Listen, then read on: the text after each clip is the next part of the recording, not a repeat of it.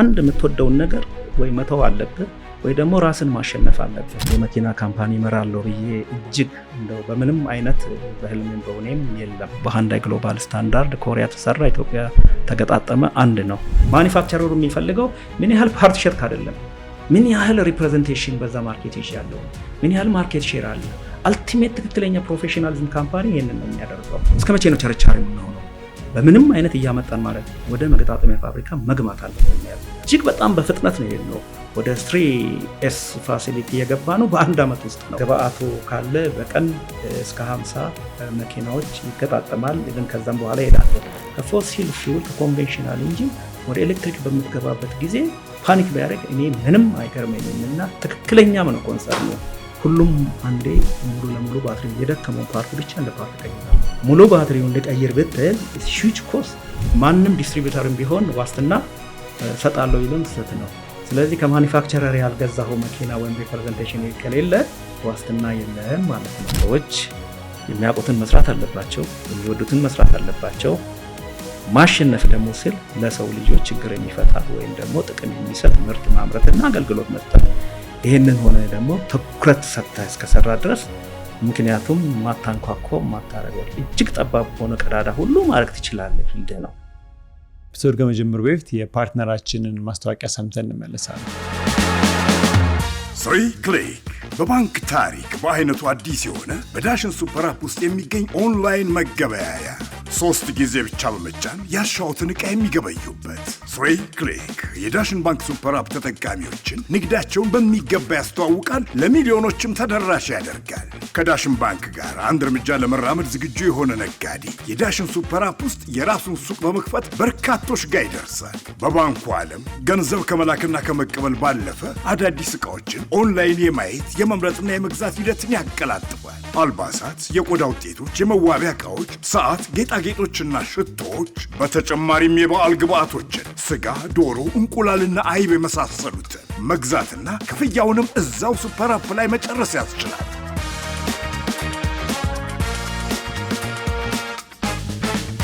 ዳሽን ባንክ ሁልጊዜም አንድ እርምጃ ቀዳሚ። ሰላም መሪዎች እንዴት ናችሁ? የዛሬው እንግዳችን መልካሙ አሰፋ ይባላል። የማራቶን ሞተርስ ዋና ስራ አስፈጻሚ ነው። ማራቶን ሞተርስ ላለፉት 15 ዓመታት ሃይንዳይን መኪና ሲያስመጡ ቆይተዋል። አሁን በቅርቡ ደግሞ እዚሁ ሀገር ውስጥ መገጣጠም ጀምረዋል። ፋብሪካቸውም እስከ 20,000 መኪኖች በአመት የመገጣጠም ካፓሲቲ ያለው የሱን የህይወት ጉዞ እንዴት ወደዚህ ኢንዱስትሪ እንደገባ ወደ 30 ዓመት ገደማ ቆይተዋል። እዚህ ኢንዱስትሪ ላይ ድርጅቱን ይህንን ደግሞ ከፓርትነሮቹ ጋር ከመሰረቱ 15 ዓመት ሆኖታልና ስለ ኢንዱስትሪው በደንብ ደግሞ በጥልቀት አውርተናል። ስለ አውቶሞቲቭ ኢንዱስትሪው፣ ሽያጩ፣ ኢምፖርቱ፣ ፋብሪካው፣ ሁሉንም ሙሉ በሙሉ በመኪና ዙሪያ ያሉ ነገሮችን አንስተናል። አብራችሁን ተከታተሉ።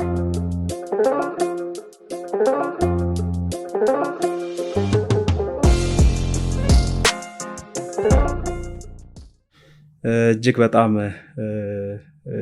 ከምከታተላቸው ከምሰማቸው እጅግ በጣም የማደንቀው እና ብዙ ትምህርት የሚሰጥ እኔም ብዙ የተማርኩበት ወደዚህ ስመጣ እኔ አሁን መቼም ልምዴንም ባካፍል የሄድኩበት መንገድም ቢሆን ብዙ ልማር ነው የመጣሁትና ምክንያቱም በጣም ብዙ ልምድ ያላቸው ብዙ መንገድ የሄዱ ሰዎች ጋር ረጅም ጊዜ ነው ያሳለፈው መሪ በሄድኩበት ቦታ ሁሉ በአገሬ እንደዚህ አይነት ፕሮግራም በመኖሩ አድናቆቴን ጥጋውም ከናንም በጣም አመሰግናለሁ ስለጋበዛችሁኝ።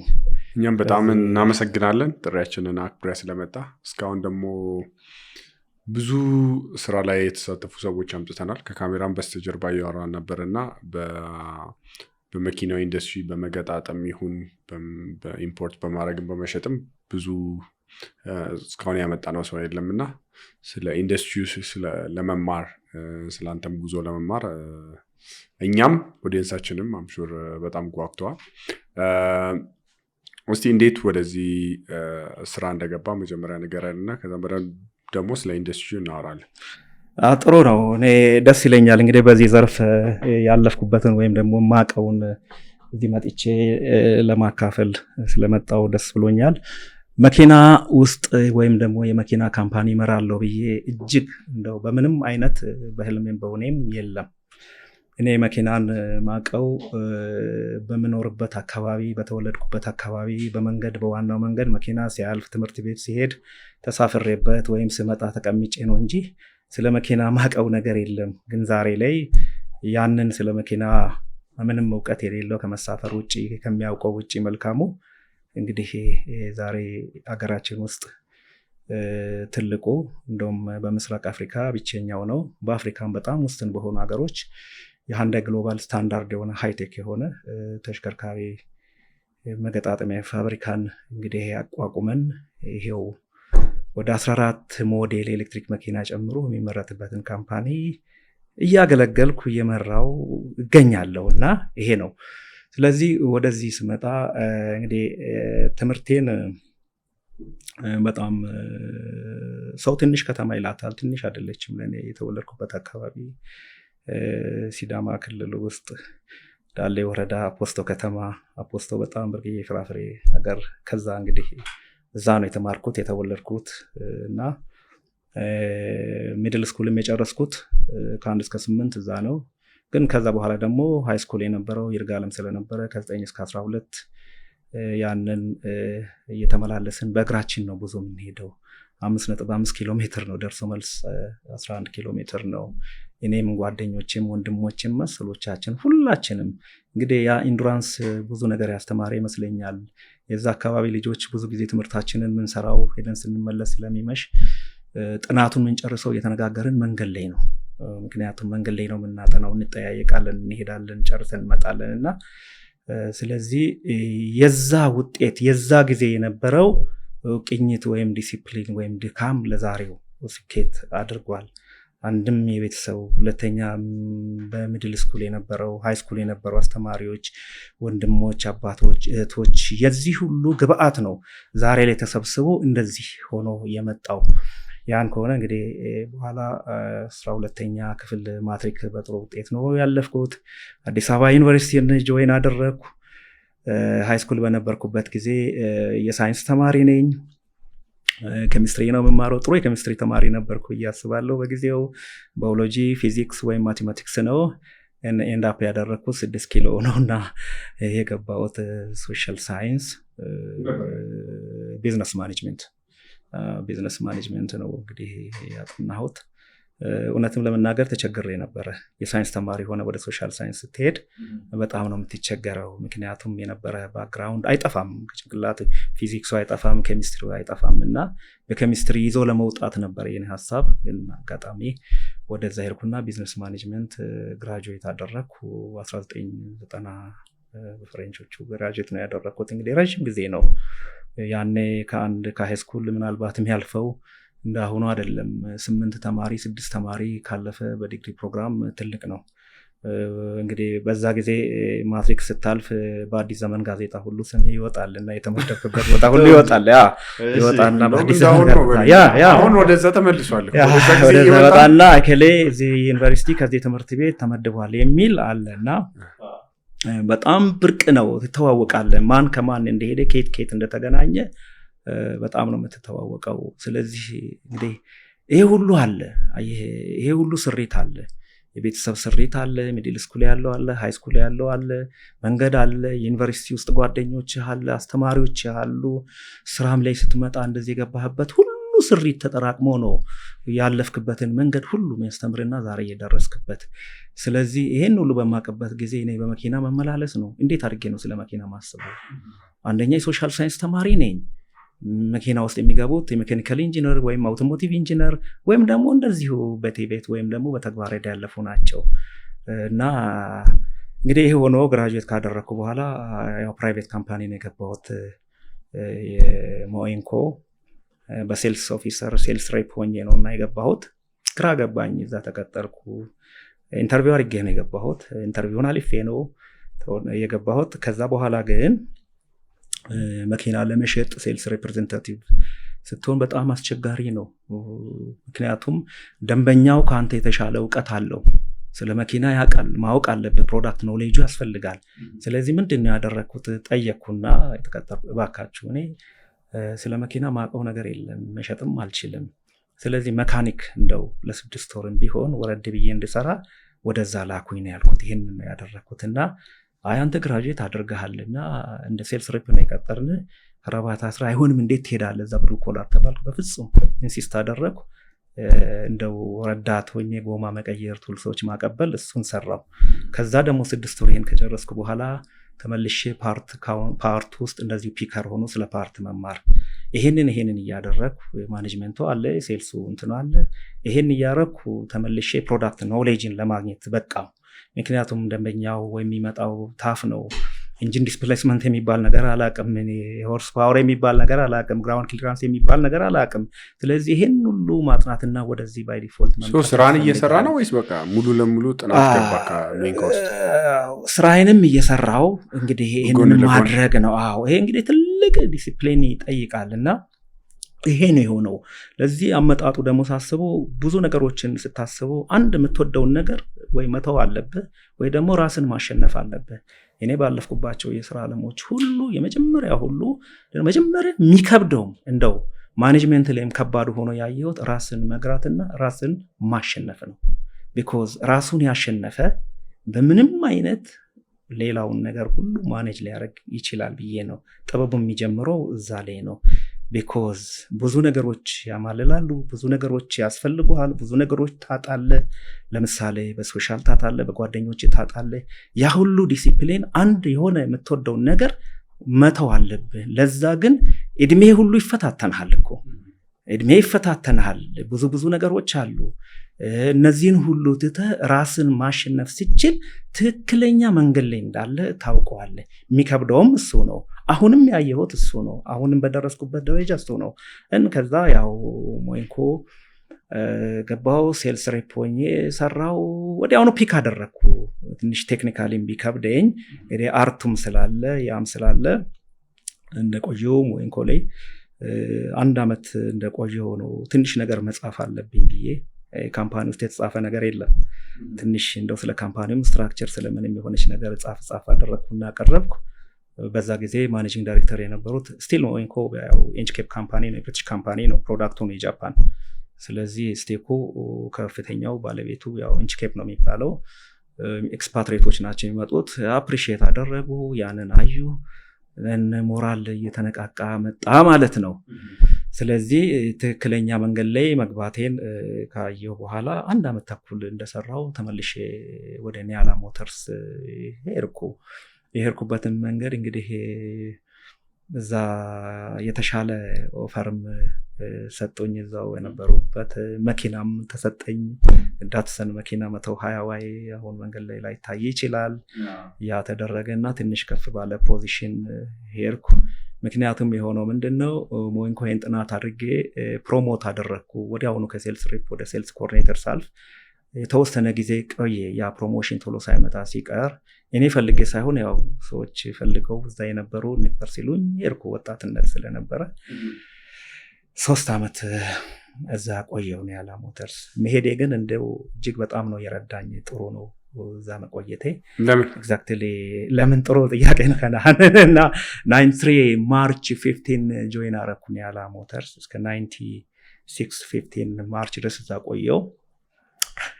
የህይወቴን ከፋይ ግማሽ ባለቤቴን ወይዘሮ ትዕግስት ጌታቸውን እዛ ነው ያገኘሁት። ከዚህ የበለጠ ስጦታ ምን አለ? ጊፍት ምን አለ? እና በጣም በሚገርም ሁኔታ ግማሽ ጎኔን ባለቤቴን እዛ ነው ያገኘሁት። ልክ እሷን ፍለጋ አይደለም የሄድከው? በፍጹም እንዴት ታስበው። በጣም ነው ሁሉ ነገር የሚገርመው። ይገርማል። የዚህ አውቶሞቲቭ ውስጥ መግባት ይሄ ይገርማል። እንደገና ደግሞ ወደዛ መሄዱም ይገርማል።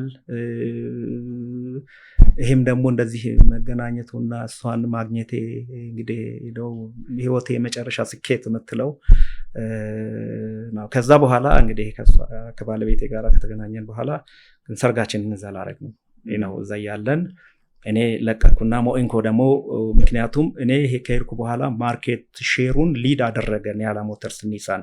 በ3 ዓመት ውስጥ ማርኬት ሼሩ እየጨመረ ሲመጣ ሞኢንኮ ደግሞ ተመለስ ብሎ ኔጎሽየት አደረገ። እኔም መውጣትም ስለነበረብኝ ትምህርትም ኦፈር ስላደረጉኝ ማስተርስ ፕሮግራም ተመልሼ ወደ ሞይንኮ መጣሁ። ልክ መጣሁ እንግዲህ በትንሽ ከፍ ባለ ደረጃ ነው የመጣሁት። በማኔጀራል ኤሪያ ተመለስኩ፣ ትምህርቴንም ተማርኩ። ጥሩ የአውቶሞቲቭ እውቀት መጣ፣ ጥሩ ትሬኒንጎች መጡ። እንግዲህ የተለያዩ ሴሚናሮች አሉ፣ ኮንቬንሽኖች አሉ። አውቶሞቲቭ ሙሉ ለሙሉ ገባ ማለት ነው እና ባላሰብኩት ሁኔታ ሪድ ላይፌ በሱ ተጀመረ። አሁንማ ከዚህ በኋላ በአውቶሞቲቭ ጀመርኩ። መጨረሻ እሱ ነው እየሆነ ያለው።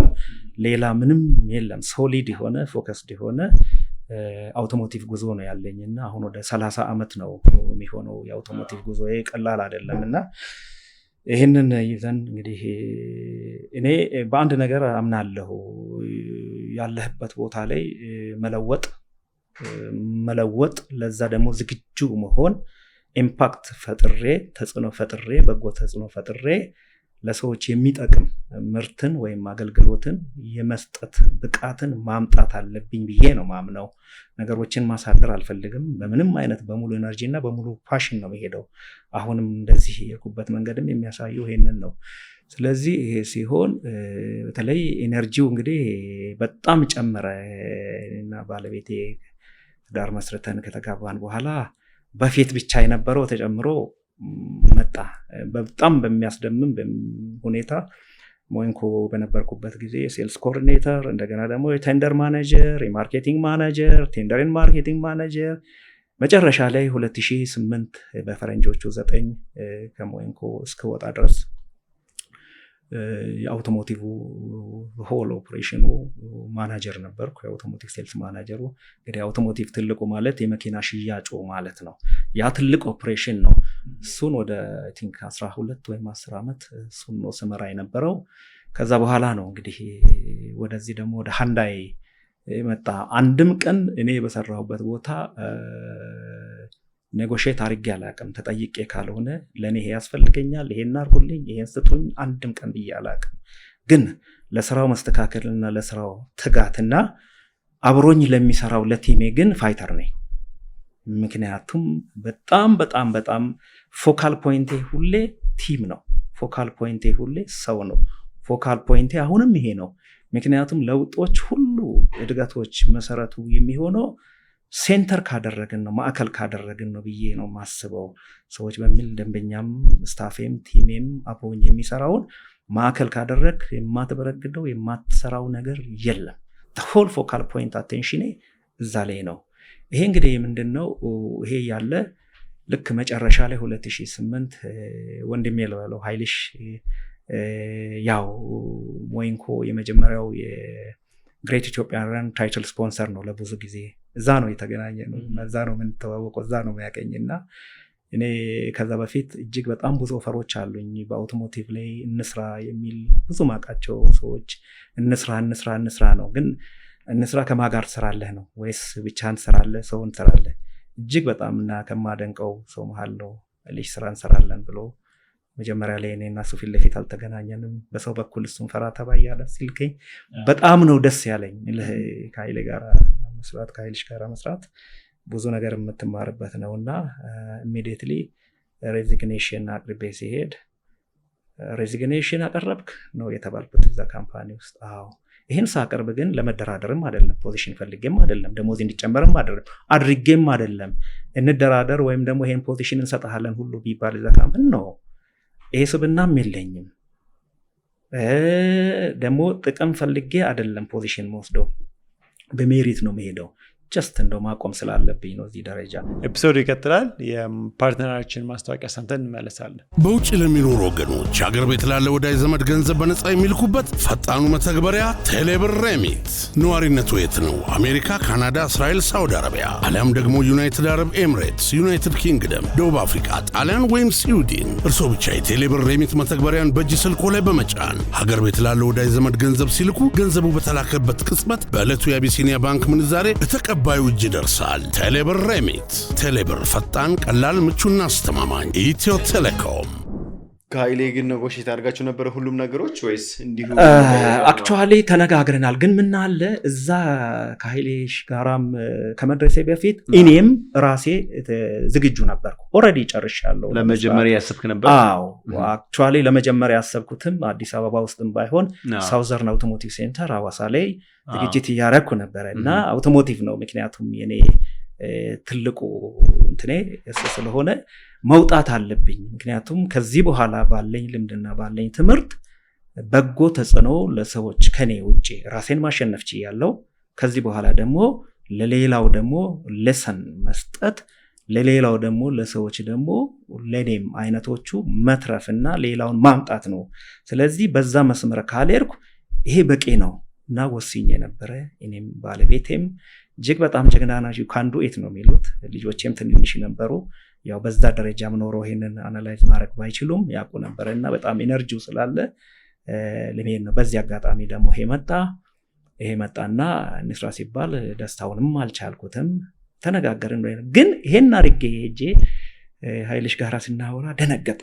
ምክንያቱም እዛም የነበርኩበት መስሪያ ቤት ያለኝን የቢሮ ስፋቱን ያውቃል፣ ፖዚሽኔን ያውቃል፣ ደሞዜን ያውቃል፣ በኔፊቴን ያውቃል።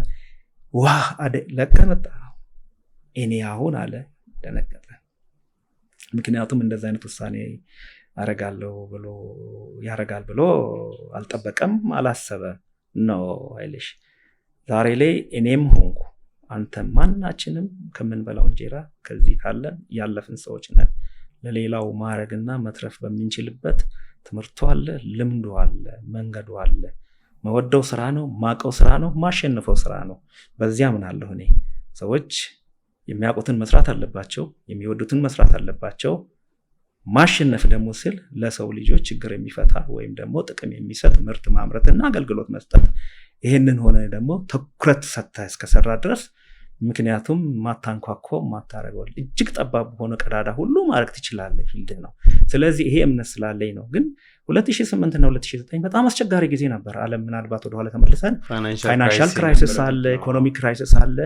እንደውም ሄደን የመጀመሪያውን አካውንት ባንክ ፎርም ካደረግን በኋላ ድርጅቱን እንከፍት በዚህ ሰዓት ኢምፖርት ነው የተባለው። ኢምፖርት አስባችሁ ነው የምትመጡት? አረባካችሁ ቆዩ ስንባል እንዴ እኔ እንደውም ባንከሮችን እናንተ እየሰራችሁ አይደለም? አዎ አገር እየሰራ አይደለም? አዎ ምን ማለት ነው ይሄ? ስለዚህ ባለው ቀዳዳ ሁሉ መሽሎክ እንችላለን፣ መስራት እንችላለን። ይሄ አስጨንቃችሁ ነው። ኢቨን ትራቭል ለመሄድ ራሱ $100 የሆነበት ጊዜ ነበር አስታውሳለሁ። እና ከዛ በላይም ሊሚት የለም። ግን you can make it። አሁን ብዙ እጥረቶች፣ የሪሶርስ እጥረቶች አሉ፣ አሁንም አሉ፣ በፊትም አሉ። ግን ያኔ ደግሞ የባሰ ነው። በዛ ጊዜ ያለፍንበትና የተመሰረተ ካምፓኒ ስለሆነ ዛሬ እውነት ለመናገር ለኔ ብዙ የሚቆረቆር ነገር አለ ብዬ አላስብም። ይሄ ግን የዛኔ ጊዜ ታቆስ ነበረ ነው? አዎ ይሄ ወይስ ስታይ ነው? ይሄ ያንን እምነት ይኖርሃል፣ ግን ይሄ ደረጃ እንደሚደርስ እርግጠኛ ላትሆን ትችላለህ። አንዳንድ ኮንክሉዥኖቻችን የዛኔ እምነት ይኖረን ይሆናል ወይም ነው ስናየው ያንን ኮኔክት ልናደርገው እንችላለንና ወይስ የዛኔ ያንን ሁሉ ኮንፊደንስ እና ቪዥን ነበር? ይገርምሃል፣ እኔ በምንም ይሄንን እንደሚደርስ አውቃለሁ። እርግጠኛ 100% አንድ ነገር ምንድነው በምሰራው ስራ አንድም ቀን ተጠራጥሬም አላውቅም። የሚያጠራጥረኝ ነገር ካልሆነ that's not ብዬ ነው ምተው። ምክንያቱም እርግጠኛ ሆናለሁ። እርግጠኛ መሆኑ እኔ ማኔጅ በሚችለው ነገር፣ እኔ ማኔጅ የምለው ነገር እርግጠኛ ከሆንኩ እኔም አልችለው ደግሞ ለሁሉም ነው፣ ለኔ ብቻ አይደለም። ያ ፋክተር አፌክት የሚያደርገው በማንኛውም መንገድ በበጎም በተጽዕኖም መንገድ ቢያመጣ እኔ እርግጠኛ ሆኜ በአውቶሞቲቭ ላይ ትምህርት አለ፣ ዕውቀት አለ፣ ልምዱ አለ፣ ትሬኒንጉ አለ። ስለዚህ ይሄ ሴክተር ስራ ይሰራበታል። ኢንዱስትሪው ገና ሰፊ ነው። ያኔ 500 ወይም 600 ሺህ መኪና ነው ያለው። ኢትዮጵያ ትልቅ ሀገር ናት። መኪና የለም።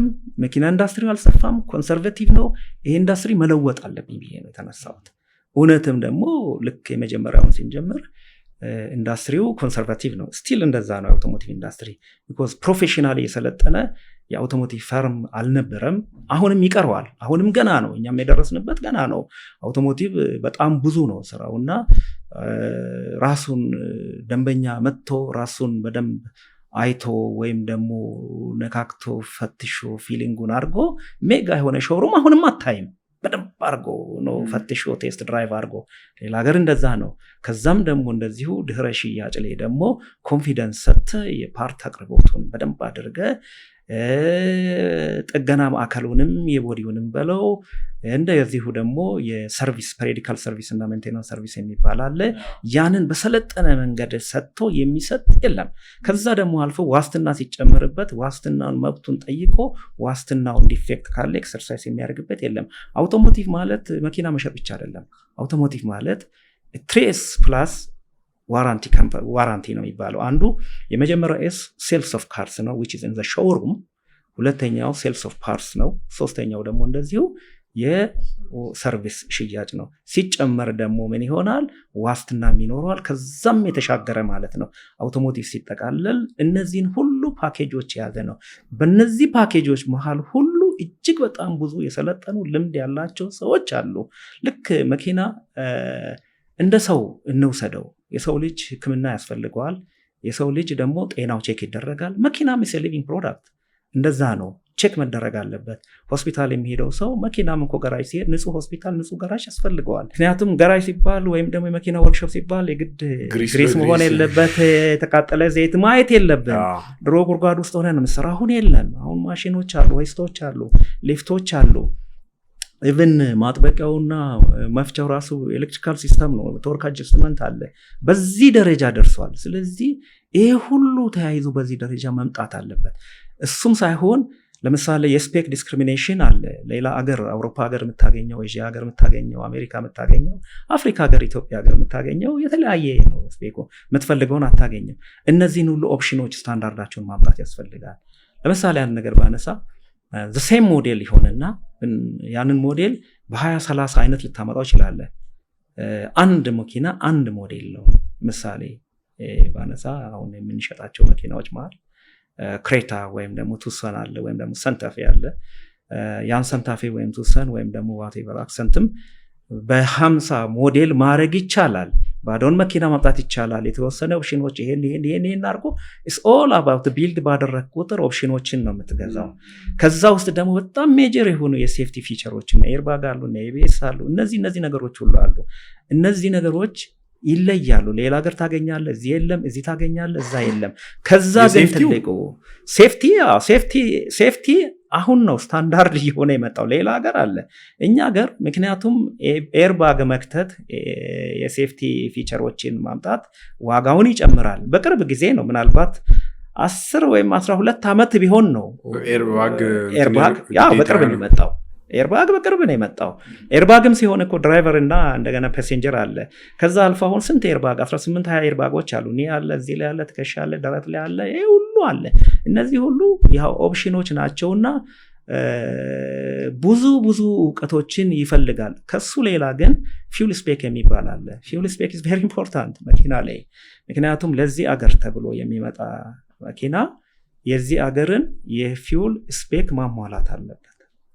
ምክንያቱም ያለዛ ለሌላ አገር ያመረትከው ወሌላ አገር የላከው መኪና ተሽከርካሪ የሚጠቀመውን ፍል ታመጣ ችግር ውስጥ ነው የሚገባው። ኢትዮጵያ አልቲቲዩድ አዲስ አበባ ላይ 3000 አልቲቲዩድ ነው። ሌላ ሀገር ብትሄድ 0 ነው። ስለዚህ የጉልበት ኢሹ አለ፣ በጣም ብዙ አለ እና ይሄ ራሱ ሙያ ብቃትን ይጠይቃል፣ ትሬኒንግን ይጠይቃል፣ አንደርስታንድ ማድረግ ይፈልጋል። እንደው ዝም ብለን ብቻ እንደ ክሪፕቶ ከሌላ ሀገር አምጥተን የምንሸጠው አይደለም። አውቶሞቲቭ እና ቢልድ እናደርጋለን። በፊት አሁን መኪና ላይ እኛ አሁን የደረሰ ሰማይ ኖክዳውን ኤስኬዲ ነው የምንለው። መጀመሪያ ስናመጣ ሲቢዩ ነው። ዛትስ ኮምፕሊትሊ ቢልት አፕ። ሲቢዩ ማለት ኮምፕሊትሊ ቢልት አፕ ካርስ ነው። ስናስመጣ ሙሉን መኪና ነው። ከዛ ኤስኬዲ ያለ ሰማይ ኖክዳውን በከፊል የተበተነ ምን ገጣጠመው ነው። አሁን ኢንሃንስድ ኤስኬዲ ላይ ነው። ሲኬዲ ደግሞ አለ ኮምፕሊት ኖክዳውን ተበትኖ ሙሉ ለሙሉ አልቆ ከዚህም ደግሞ የሚገባ ፓርት ሆኖ እዛ ደረጃ ነው። ባይዘው የትልልቅ የአውቶሞቲቭ አምራች ተሽከርካሪዎችም ገጣጣሚዎች ናቸው። ቢኮዝ እነዚህ ሁሉ ፓርቶች ከጎጆ ኢንዱስትሪ መጥተው ነው ተሰብስበው ብዙ መኪና ሆነው የሚወጡት። ስለዚህ እኛ እንግዲህ ይሄንን ስንጀምር ማራቶን ሞተር ኢንጂነሪንግ ምናልባት እንዴት ተመሰረተ ራሱ የሚለው በጣም ፓሽኔት ሊያደርግ ይችላል። ማራቶን ለምን ተባለ? ያ እሱ ከዛ አክቹዋሊ እንድንጀምር ነው የኔም ሐሳብ። እንደዚህ ከመጀመሪያው እንነሳና ከስሙም ብታነሳ ደስ ይለናል። እንደውም ለምን ማራቶን ተባለ? የመጀመሪያ ጊዜያችስ ምን ይመስላሉ? መጀመሪያ መኪና ኢምፖርት ያደረጋችሁበትን ጊዜ ስታስታውሱ? አስታውሰዋለሁ። የመጀመሪያ 2009 ላይ ፌብሩዋሪ ላይ ነው ለእይታ ያቀረብነው ላንች ያደረግነው። ያኔ በምንጀምርበት ጊዜ ሾሩም አልነበረንም፣ የጥገና ማዕከሉም አልነበረም፣ እንደዚሁ ስፔር ፓርትም አልነበረም። ሃንዳይ ግን ኢትዮጵያ ውስጥ የቆየ ካምፓኒ ነው። እኛ አይደለንም ሃንዳይ የጀመርነው። ኮስት ትሬዲንግ የሚባል የአፍሪካ አካባቢ ሰለሞን ነፍሳቸውን የማረውና ትልቅ ሰው ናቸው፣ እነሱ ናቸው የጀመሩት። ከዛ ደግሞ ልጃቸው ጥበበ ቲጂቲ ኢንተርፕራይዝ፣ እኛ ከሱ ነው ኦቨርቴክ ያደረግነውና ይሄን ዲለርሺፕ እንዴት መረጣችሁ እነሱ? ከነሱ እንግዲህ ምንድነው ወደዛ መጣበታለሁ። ልክ ይሄንን ስናደርግ ወደዚህ ዲለርሺፕ ስንገባ ለሃንዳይ ነው ሪኩዌስት ያቀረብነው። ሃንዳይ ደግሞ ይሄን ሪኩዌስት ስናደርግ ሪጂናል ሄድኳርተሩ ዱባይ ነበረ። ዱባይ ሄደን ከኃይልሽ ጋራ ነው የሄድነው። ለእነሱ የምንሰጣቸው ፕሬዘንቴሽን ነበረ። አስታውሳለሁ፣ ስላይድ 69 ስላይድ ነው ፕሬዘንቴሽን የሰጠናቸው። ብዙ ነው።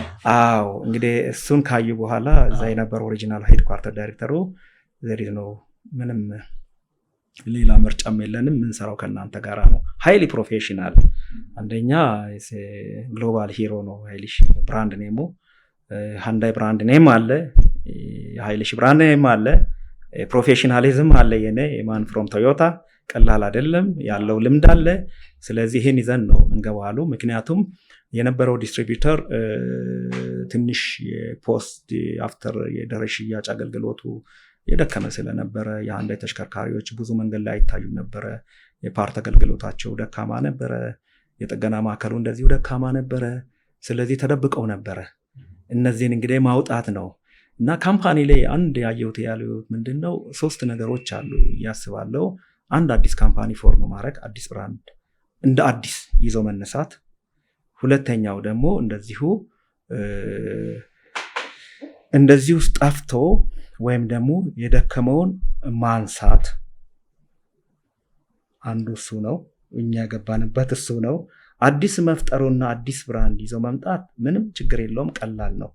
ግን የደከመና የነበሩ ደንበኞች ኮንፊደንሳቸውን ያጡትን ማንሳት እጅግ በጣም ፈታኝ ነበር። ምክንያቱም ኦልሬዲ በሃንዳይ ተሽከርካሪ ባለቤት ማርኬቱም ትንሽ ነው። ሁለተኛ ደግሞ ይሄንን ኦን ያደረጉ ይሄንን ተሽከርካሪ የገዙ ሃንዳይን ብራንድ ሰፖርት የላቸውም፣ የጥገና ማዕከል የለም፣ ስፔር ፓርት የለም። ስለዚህ ከባድ ነው። ይሄንን ማንሳት እጅግ በጣም ትልቁ ፈተና ነበረ። የተፈተንበትም ይሄ ነበረ። ያደረግነው የመጀመሪያ እንግዲህ ይሄንን ዲለርሺፕ ከወሰድን በኋላ ሪሊ መኪና ማምጣት አለብን ወይስ የመጀመሪያ ፓርቱን ነው? የመጀመሪያ ያደረግነው የነበረውን ኤግዚስቲንግ ፍሊት ሰርቭ ማድረግ ነው። ስለዚህ እነዚህን ተደብቀው የነበሩ ተሽከርካሪዎች ወደ መንገድ እንዲወጡ ማድረግ ነው። ታማኝነትን ማሳየት ነው። የፓርት አገልግሎቱን መስጠት ነው። ጥገናውን መስጠት ነው። እየለቃቀምን እያወጣን ነው እና ይህንን ያደረግነው። ከዛ በኋላ የመጀመሪያ መኪና ትዕዛዝ ገባን። ያንን አድርገን በጣም ውስን ስታፍም የለንም። ታዞ እስኪመጣ ድረስ እርግጠኛ ነኝ 1 ወይም 2 ስታፍ ነው ያለው። ሌላ ነገር የለም። 30 ናቸው። 30 መኪና ሆነ ትንሽ አይደለም። 30 ሆኖ ኤስዩቪ አለ፣ ተወሰነ አለ። ጌትስ የምትባል ሞዴል አለች እና ፖፑላር ሞዴል ናች እና አሁንም አለች መንገድ ላይ ስቲል። ቦታ ሳታዘጋጁ መጣችሁ? አዎ ምንድነው ሾሩም የለንም፣ ግን አንድ ቢሮ አለችን። እንግዲህ ይህንን ለእይታ ግድ ካምፓኒውን መመስረቱን በይፋ ማድረግ ስላለብን ኃይሌ ዓለም ቦሌ ላይ በድንኳን ትልቅ ሰረሞኒ አድርገን ፌብሩዋሪ ላይ ላንች ተደረገ። ማራቶን በይፋ ተጀመረ። ማራቶን ሞተር ኢንጂነሪንግ የተባለበት 2008 ላይ ያው ወርልድ ሪከርድ የሰበረበት ነበረ እና ኃይሌሽ 2 ሰዓት ከ03 ከ59 ነው አይደል ሰከንድ። ምንስ የተሻለ ስም በዛ ጊዜ ይሰጣለህ? ሪሊ ከዚህ ውጪ ምንስ ሊኖር ይችላል? አርጊመንት ነበረ፣ ሪከርድ ብሬክ አርጊመንት ነበረ። ይሄ አይደለም እኔ በምንም አይነት ይሄ ስም መሆን አለበት፣ ከዚህ የተሻለም አናገኝም። አንደኛ የምንጀምረው ማራቶን ያው ጀምረ ረጅም ጉዞ ነው፣ እጅግ በጣም አድካሚ ነው። እኛም ደግሞ ይሄንን ጉዞ መሄድ አለብን። ረጅም ነው፣ እጅግ በጣም ነው። ስለዚህ አስበው በመኪና 42 ኪሎ ሜትርን ኤክስፒሪየንስ ይዘህ ሄደ ከዚህ የተሻለ ስምም አትሰጠውም፣ ታሪክም አለን። ስለዚህ ይሄንን ፎርም ማድረግ ስሙ የተጀመረበት በዚህ ፎርም ተደረገ። እንግዲህ ያንን ላውንች ካደረግን በኋላ ወዲያውኑ ወደ ሽያጭ። በጣም የሚገርመው ለደንበኞችም ሃንዳይን መኪና ለመግዛት በጣም ከባድ ነበረ። ቢኮዝ በዛ ጊዜ ማን እንደነገሰ ገበያ ውስጥ እናውቃለን እና ሰዎች እንዳምልኮ ይሄን ብራንድ ብቻ ብለው ነው የሚሄዱ። አልፈርድም። ቢኮዝ ሰፖርቱ አለ፣ ምኑ አለ፣ ብራንዱም ካሽ ነው። ስለዚህ ይሄን ማምጣት ምንም ጥያቄ የለውም። ሪሴል ቫልዩ ሁሉ የወደቀበት ነው፣ የሚገዛ የለም። ይሄን ሁሉ ማንሳት ያስፈልጋል እና ስለዚህ እጅግ በጣም እና የኛ አጋርና ለዛሬው ስኬት የሆኑ እጅግ በጣም ማከብራቸው ደንበኞች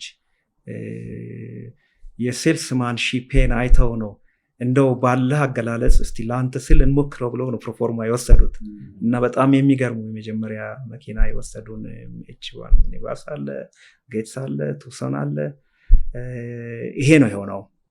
ግን ያንን ደግሞ በሚመጣበት ጊዜ እኔ ደግሞ ባለኝ ልምድ ምንድነው፣ ምክንያቱም አንተን አምነው ለወሰደ ይሄንን ትራስት ማሳየት አለበት፣ ትራስት መኖር አለበት፣ ኃላፊነት ሙሉ መወሰድ አለበት።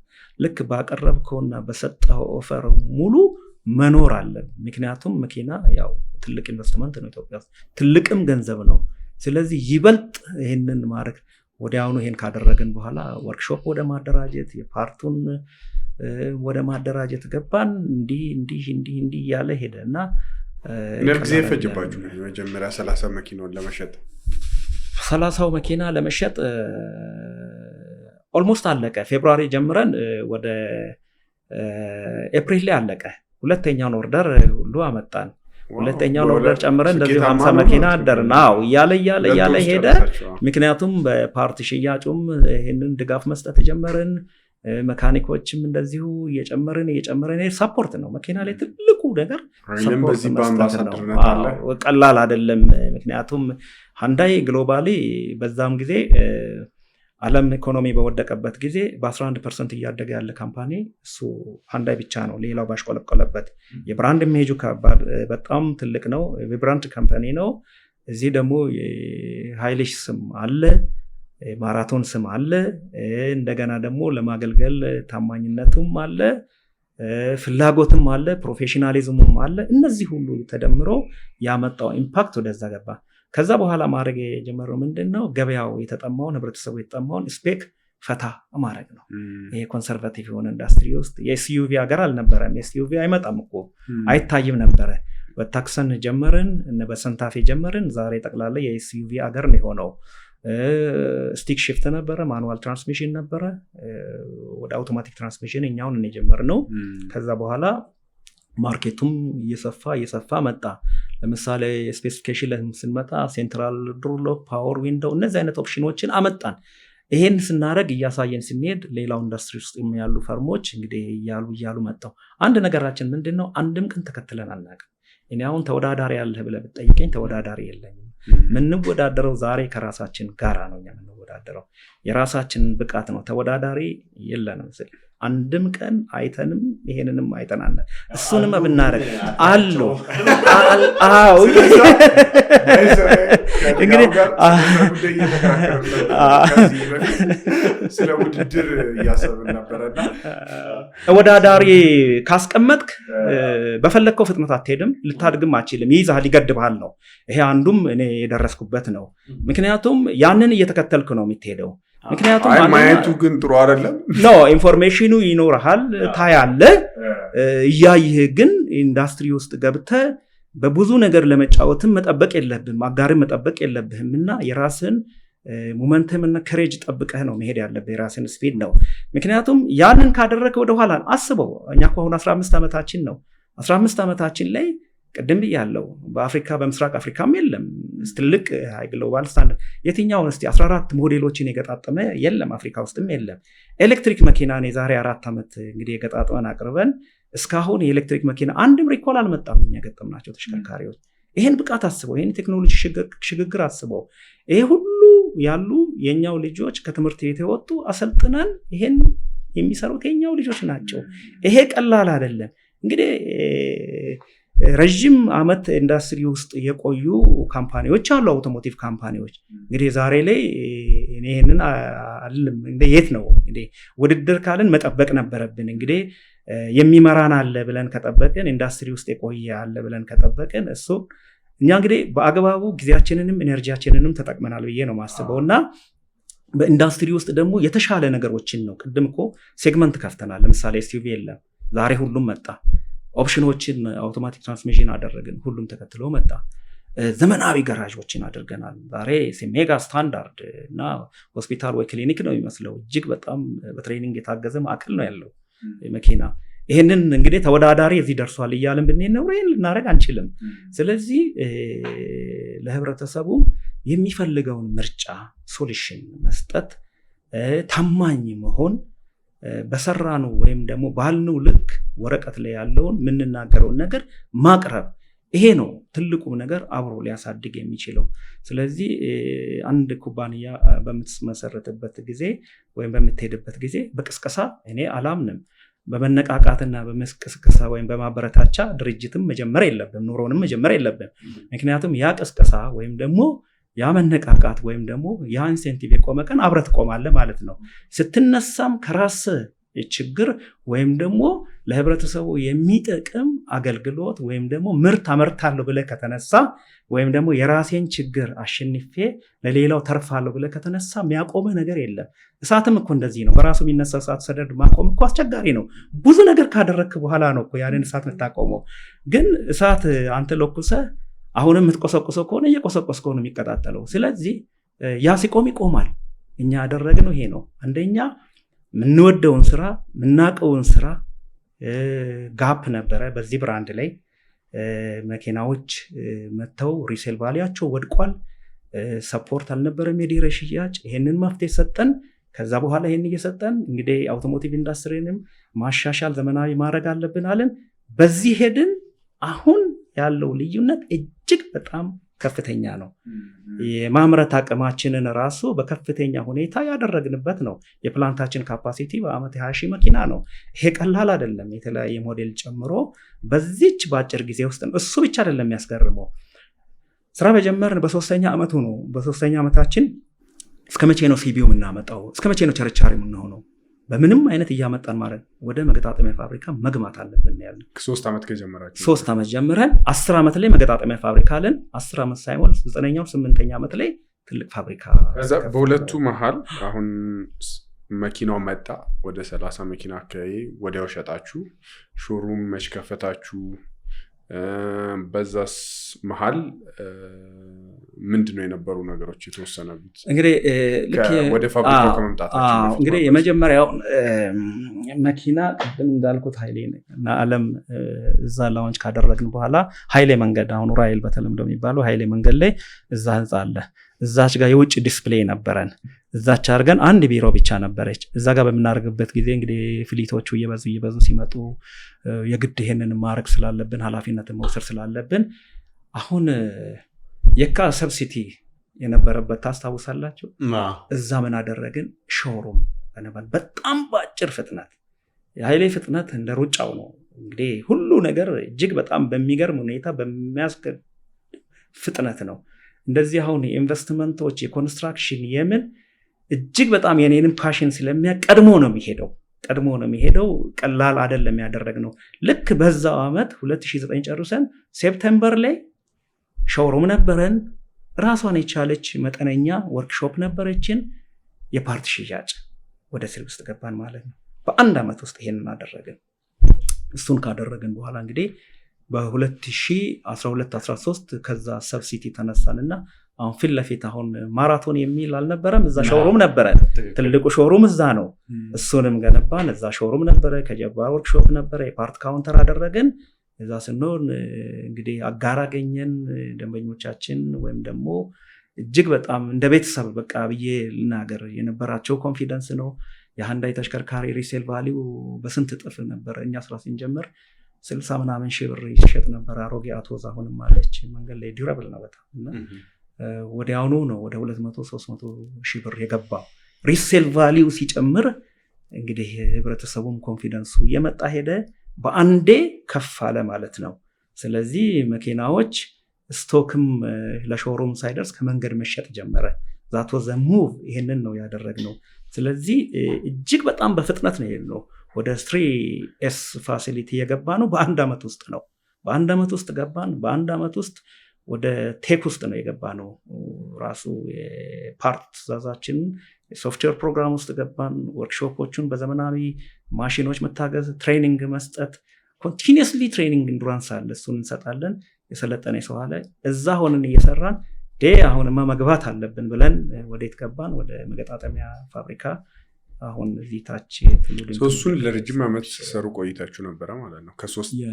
ያ ማለት ከ2000 ስንት እስከ ስንት ማለት ነው? ከዛ በፊት 2010-16 ድረስ መገናኛ ቆየን። ግን 16 ላይ አሁን ሄድ ኳርተሩ ሳሪስ ያለውን ቢሮ እሱን ቦታ ገዛንና እዛ ላይ ኮንስትራክሽን አሁን 6 ፎቅ ያለበትና ከኋላ ሰፊ ወርክሾፕ፣ እሱም 3S ኦፕሬሽን ነው። 2017 ላይ ደግሞ እሱን አስመረቀን። ምክንያቱም ሎኬሽን ኢዝ ኢምፖርታንት ነው። የተለያየ ሾሩም በአንድ ከተማ ውስጥ ያስፈልጋል። እዚህ ላለው ስለሚርቅበት ከዛ አካባቢ ደግሞ ለሚመጣው የጥገና ማዕከልም የፓርት ማዕከልም ሾሩምም ሳሪስ ከፈትን። አሁን ሄድ ኳርተሩ እሱ ነው። እሱ በ2017 እሱን ደግሞ ሰራን። እዛ ላይ እንግዲህ አሁን ደንበኞቻችን እንደፈለጉ ሜጋ ሾሩም አለ፣ የሰለጠነ የሰው ኃይል አለ፣ ወርክሾፕ በሰፊው አለ፣ ፓርት እንደፈለጉ ያገኛሉ። ስለዚህ የሪሴል ቫሊው ጨመረ። ሃንዳይ ብራንድ አገር ውስጥ ልክ ግሎባሊ ባለው ስታንዳርድ ከፍተኛ ሆኖ መጥቶ በእኛ በምንሸጠው ሴግመንት ማርኬቱን ሊድ ማድረግ ጀመረ። ስለዚህ በአንዴ በከፍተኛ ደረጃ መጣ። 2017 ላይ ያንን አስመረቀን። ልክ እሱን ይዘን ምንድነው የሆነው? ያንን አሁን ያለውን ፋብሪካ 1 ዓመት ከ6 ወር ነው የፈጀብን። ያ ቦታ ላይ እጅግ በጣም የመጨረሻ ሰፊ ቦታም ቢሆን ቴሬኑ በጣም ኮንስትራክሽኑ በጣም አስቸጋሪ። ኮንስትራክሽኑ የኛው የራሳችን ስለሆነ ጠዋት 24 ሰዓት ነው ባይዘው ኮንስትራክሽን የሚሰራው፣ ሌትና ቀን ነው። በ1 ዓመት ከ6 ወር ውስጥ ነው ይሄ ያለቀውና ፕላንቱ እዚህ ሪዞርቱን የኃይሌን የሚሰሩ ሰዎች ናቸው የሚሰሩት ወይስ ሌላ? ኮንስትራክሽኑ አሰፋ ጀነራል ኮንትራክተር ኃይሌ ወንድም አሰፋ፣ እሱም አንዱም ፋውንደር ነው እዚህ ካምፓኒ ውስጥና አርኪቴክቱን የሚሰራው ገሬታ ኮንሰልት ጌታነህ በጣም የታወቀ ነው። እሱም እንደዚህ አለና ያው ፍጥነቱን ሞቢላይዝ ለማድረግ ኦልሞስት ቀንም ማታ ነው እና የሚሰራው። 2018 ላይ በ1 ዓመት ከ6 ወር አልቆ ነው ወደ ፋብሪካ የመጀመሪያውን የሞዴል ወይም ደግሞ የናሙና ምርት ወጣ። 15 ክሬታ የመጀመሪያ ወጣ። ሰክሰስፉል ሆነን ፕላንቱ 10,000 ካሬ ሜትር ላይ ነው ያለው። ጠቅላላ ግቢው ስፋት ወደ 30,000 ካሬ ሜትር ነው። ቴስት ድራይቭዝ አለ፣ የመኪና ጥገናዎች አሉ፣ እንደገና ሾውሩም አለ፣ መገጣጠሚያ ፋብሪካ አለ። ይሄ ሁሉ ፓሽን አለ። ይሄን ሁሉ ነው እንግዲህ ይዘን በወዲህ በኩል ታመርታለ፣ በወዲህ በኩል ደግሞ ታስፋፋለ፣ በወዲህ በኩል ደግሞ ኢንዱስትሪው ላይ መስራት ያለብንን ሚና እንጫወታለን። ይሄንን ነው ደንበኛህን በዚህ በኩል ትይዛለ። ቢኮዝ 3S እንዳለ ሆኖ መኪናው ሽያጭ አለ፣ ሰርቪስ ሽያጭ አለ፣ ሰርቪስ አገልግሎት አለ፣ የፓርት አገልግሎት አለ፣ ማምረቱ አለ። በዚህ መሀል ትሬኒንጎች ይሰጣሉ። ይሄ ሁሉ ነው ፋሽን አብሮ ሄደው። ስለዚህ ሲዘውተሞቲ በጣም ትልቅ ስኬት ነው። በተለይ ነው እኛ ሀገር ውስጥ በጣም ጊዜ ይፈጃል ካምፓኒ ኢኮሲስተሙ ያንን ሳፖርት የሚያደርግ ስለሌለ ማለት ነው። ለእናንተ ያንን ከስክራች ጀምራችሁና ምን ያክል ይሄ ከትልቅ ፓርትነር ጋር መስራት በተለይ የግሎባል ፓርትነሩ ከናውሌጅ ትራንስፈር አንጻር ምን ያክል ጠቀሜታ አለው? ያንን ብናይ ደስ ይለኛል። እንግዲህ ሃንዳይ እንደሚታወቀው አሁን ደግሞ በቶፕ 3 ውስጥ ነው ያለው።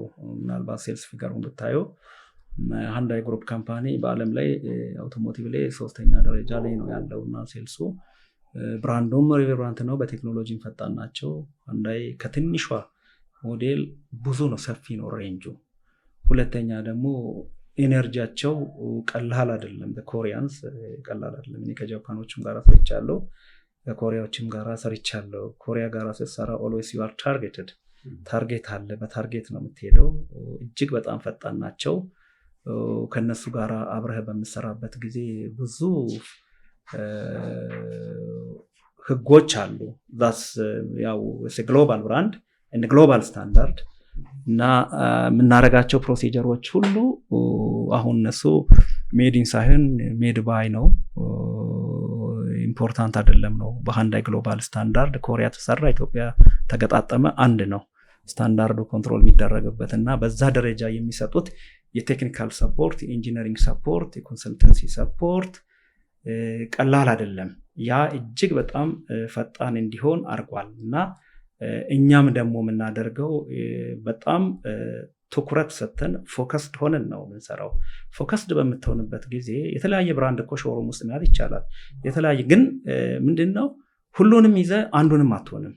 ፎከስድ ሆነ አንድ ብራንድ ይዘ እዛ ላይ ከሰራ ውጤታማ ትሆናለ።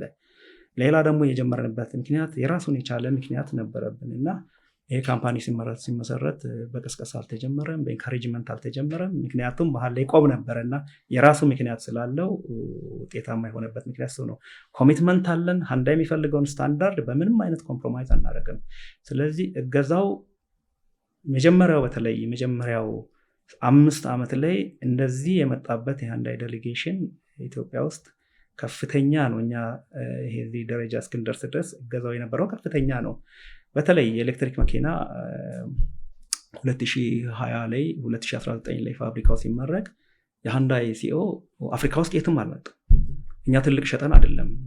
ሳውዝ አፍሪካ አሉ ትልልቅ ማርኬት ብዙ የሚሸጡ አሉ፣ አልጄሪያ እና ሞሮኮ አሉ፣ ግብጽ አሉና እኛ ግን የመጣ ነው አስ ኤሊት ዲስትሪቢዩተር በጣም ሪኮግናይዝ ተደርገን የሃንዳይ ሲኦ ነው ለመጀመሪያ ጊዜ የመጣው። በዛ አጋጣሚ ነው እንግዲህ እዚህ መጥተው ሲጎበኙ ግብዣም ተደርጎ ነበረ ቤተመንግስት ጠቅላይ ሚኒስትራችን ጋር። የኤሌክትሪክ መኪና እንደው መነሻውንም ላንሳ ብዬ ነው እና የኤሌክትሪክ መኪና ሀገራችን ያስፈልጋታል፣ ኤሌክትሪክ መኪና ለምን አሰጡንም እና መመረት አለበት ተብሎ በተጠየቀው መሰረት በጠቅላይ ሚኒስትራችን ያኔ ነው እንግዲህ ይሄም የመጣውና ምን ያህል ኢምፖርታንት በምትሰራው ቮሊዩም እና በምትሰራው ሳይሆን በምታረገው ኮንትሪቢዩሽን በምታረገው ሐሳብ እና አስ ኤሊት ዲስትሪቢዩተር ፕሮፌሽናሊዝም እናንተና ኢትዮጵያ ደግሞ ሰፊ ሀገር መሆኗና የፊውቸር ማርኬት ኢትዮጵያ ውስጥ ለመሆኑ አሁንም ያለው እምነት እሱ ነው። ይሄ ነው ይረዳል። ስለዚህ ከሃንዳይ ጋር መኖሩና ተሻግረ ስትሰራ አንደኛ ሰስቴኔብል ይሆናል። የቴክኖሎጂው ሽግግር ሁሌ አዲስ ነውና ራስህን በዛ ቅኝት ውስጥ ነው የምታስገባው። ሁለተኛው ደግሞ ቀጣይነትና የማይቋረጥ ሰፖርት አለ ሰፕላይ ቼኑ ላይ። ምክንያቱም የኛ ችግር የነሱ ችግር ነው ብለው ነው የሚያስቡት። በምንም አይነት ይሄ ያንተ ችግር ነው ያንተ ነው። ኢቭን እኔ ለምሳሌ ስቶክ ብዙ መኪና እያለኝ ገንዘብ ስላለኝ አዛለሁ ላታዝም ነው የሚለው። because the brand ነው that's the most important ነው። የብራንድ ኢሜጁ በጣም ወሳኝ ነው። ስለዚህ መጀመሪያ ያንን ያለህን መጨረስ አለብህና እያንዳንዱ ኢቭን ማስታወቂያ ስንሰራ it has to be because localize አድርጌ እንኳን ማስታወቂያ ባወጣ ያ መጀመሪያ ላይ ባለው በግሎባል ስታንዳርድ ያንን መያዝ አለበት፣ ያንን ኢሜጅ መያዝ አለበት።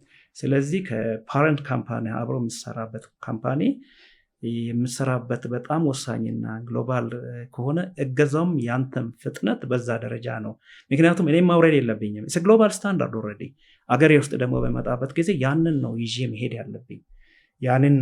ያለብኝ መራመድም ያለብኝ። ስለዚህ በዛ ምክንያት የነበረው ሬንጅ ከትንሽ አንስቶ ትራክ አለ፣ ባስ አለ፣ ማልታይ ሬንጅ ኢን ማልታይ ሞዴል ማልታይ ስፔክ ነው።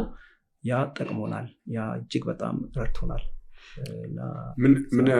ምን አይነት ሞዴሎች ናቸው? ሁሉም የቤት መኪናዎች ናቸው አሁን የምትገዛው? ያ የቤት መኪናዎች እንግዲህ ኤ ሴግመንት፣ ቢ ሴግመንት እያልን የማርኬት ሼር መኪናዎች አሉ፣ ትንሽ ተሽከርካሪዎች አሉ፣ ፎሲል ፊውል ላይ ያሉ መኪናዎች አሉ፣ እንደዛው ኤሌክትሪክ መኪናዎች ላይ ያሉ፣ ኤስዩቪዎች አሉ፣ ላይክ ሚኒባሶች አሉ፣ ባሶች አሉ፣ ትራኮች አሉ። ሁሉም ሬንጅ ነው ያለው። ይሄን ሁሉ ግን እዚሁ ነው የሚመረተው። እዚሁ ነው 14 ሞዴል የተመረተው ኤሌክትሪክ መኪና ጨምረው። ምን ያህል ሙሉ ለሙሉ የሚገጠሙ ናቸው ወይስ በከፊል የሚገጠሙ ናቸው? ኦልሞስት በከፊል እንለዋለን እንጂ የኛ ወደ ሙሉ መገጣጠም የቀረበ በሁለቱ መሃል ነው ወይስ ወደ ሙሉ? ኢንሃንስድ ኤስኬዲ ማለት ወደ ሙሉ በሙሉ ማለት ይቻላል እና ሰማይ ኖክዳውን ነው። ያው ኤስኬዲ ነው ግን አልቲሜትሊ እኛም አሁን ሺፍት ማድረግ የምንፈልገው መሄድ ያለን ሙሉ ለሙሉ ነው። የግድ ወደ ምን ያህል መኪኖች እየገጠማችሁ ነው አሁን በኤፊሽንሲያችን ብትሄድ ስንጀምር የመጀመሪያ ምርት በቀን ወደ 9 መኪና መገጣጠም ነበረ።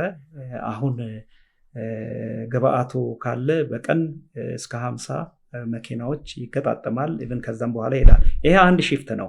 እንግዲህ ሺፍቱን በሚንጨርበት ጊዜ እነዚህ በመቶዎች መኪናዎች ይገጣጠማል።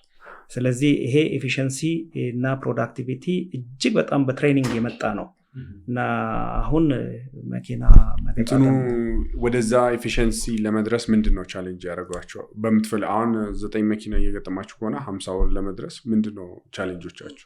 እንግዲህ ሲጀምር ምንድነው የትሬኒንግ ኢስ ኢምፖርታንት ስኪል ነው። እንግዲህ የሲስተም የፍሎው ትሬኒንግ ነው። ይሄ የመጣው ምንድነው ማሽን ኢንጀክት አድርገን አይደለም፣ ሆነስትሊ ሌላ ኢንቨስትመንት አድርገን ሳይሆን ሰው ላይ ነው የተሰራው። ቴክኒሻኖች ላይ ነው ስልጠና ነው። ቴክኒሻኖች ደግሞ በምንወስድበት ጊዜ ንጹህ ጭንቅላት ከትምህርት ቤት ነው የምንወስደው፣ ከዩኒቨርሲቲ ፍሬሽ ግራጁዌት ከቲቤት በተለይ ቴክኒካል እዚሁ ስልጠና ሰተን እዚሁ ትሬኒንግ ሰተን የነሱ ኤፊሽንሲ ነው የጨመረው እና ይሄ ነው ያሳደገው። መሆንም ያለበት ይሄ ነው። ምክንያቱም ይሄንን ኤነርጂ ነው ያመጣ ነው። ስለዚህ ታይም ማኔጅመንቱ እንዳለ ሆኖ በዛ በነበረን ታይም ማኔጅመንት ውስጥ የኢነርጂና የሞራልና የልምድና ይሄ ነው የመጣው። ይሄ ነው ለየትም ያደረገው። አንዳንዴ ፕሮግራም አድርገን ፍሎ ቻርት ላይ በዚህ ጊዜ ውስጥ ይሄን ሰራለሁ ልትል ትችላለህ አይደለ እንዴ?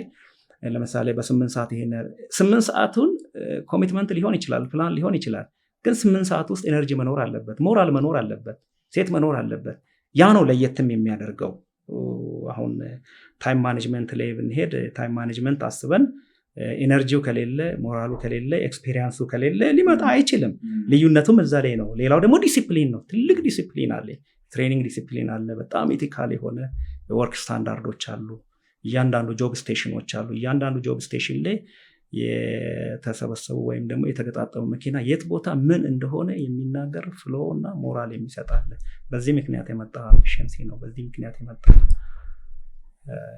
የገጠሟችሁ ቻሌንጆችስ? እናንተ በጀመራችሁ አይ ቲንክ ይመስለኛል በ5-6 ዓመት የፎሬን ከረንሲ ችግሮችም ነበሩ አይደል? እንግዲህ እስከ ባለፈው ጁን ድረስ ያው የፎሬክስ ቻሌንጁ ነበረ። ዛሬ ላይ ግን ተገልብጦ ፎሬክስ ኢሹ አይደለም እና ዛሬ የምትፈልገውን ፎሬክስ ታገኛለህ። ግን የሎካል ከረንሲው ክራንች አለ። አሁን በዚህ ምክንያት ይሄንን እናያለን። ግን በፊት የነበረን የፎሬክስ ኢሹ ለምናመጣቸው የመገጣጠሚያ ግብአቶች ወይም ደግሞ ኬዲ ፓርቶች ዲፖዚት የምናደርገው ገንዘብ ቀላል አይደለም። የተወሰነች ፎሬክስ አግኝተን በዛው መጠን ነው ስትጓዝ የነበረውና ስንሄድ የነበረው። ስለዚህ እሱ አንዱ ቻሌንጅ ነው። የሰለጠነ የሰው ኃይል ቻሌንጅ ነው። እንደገና ደግሞ ሰፕላይ ቼኑ ላይ ያለው ቀላል አይደለም። ምክንያቱም ራሱ ከዛ ተነስቶ ሲመጣ መርከቧ እስክትደርስ በታይም ፍሬም ትራንስሺፕመንት ጉዳይ አለ። የምታገኛቸው የሺፕመንት ዲሌይ ይኖራል። ብዙ ናቸው።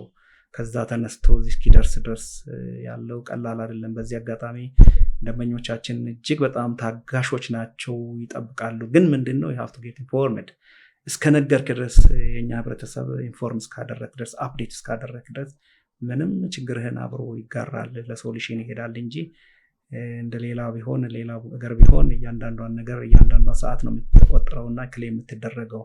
ግን ማስረዳት መቻል ነው። እኔም አሁን በዚህ ስራ የተማርኩት አፕዴት ማድረግ፣ ኢንፎርም ማድረግ፣ የደረሰበትን ነገር እንዲሄ ነው ይሄ ነው ይሄ ነው ይሄ ነው እያልክ ካስረዳ ሁሉን ነገር ታሸንፋለህ፣ ትወጣዋለህ። እና ቻሌንጅ ምንም ጥያቄ የለውም። ዛሬም አለ ነገም ይቀጥላል። ግን ትልቁ ነገር ምንድነው? እሱ እንደውም እንጆ የምታደርገው ነው። ኮዝ ልክ በዛ ቻሌንጁ በሚኖርበት ተግዳሮት በሚኖርበት ጊዜ ያንን እየፈታ ወደ ሌላው ነው የምትሄደው።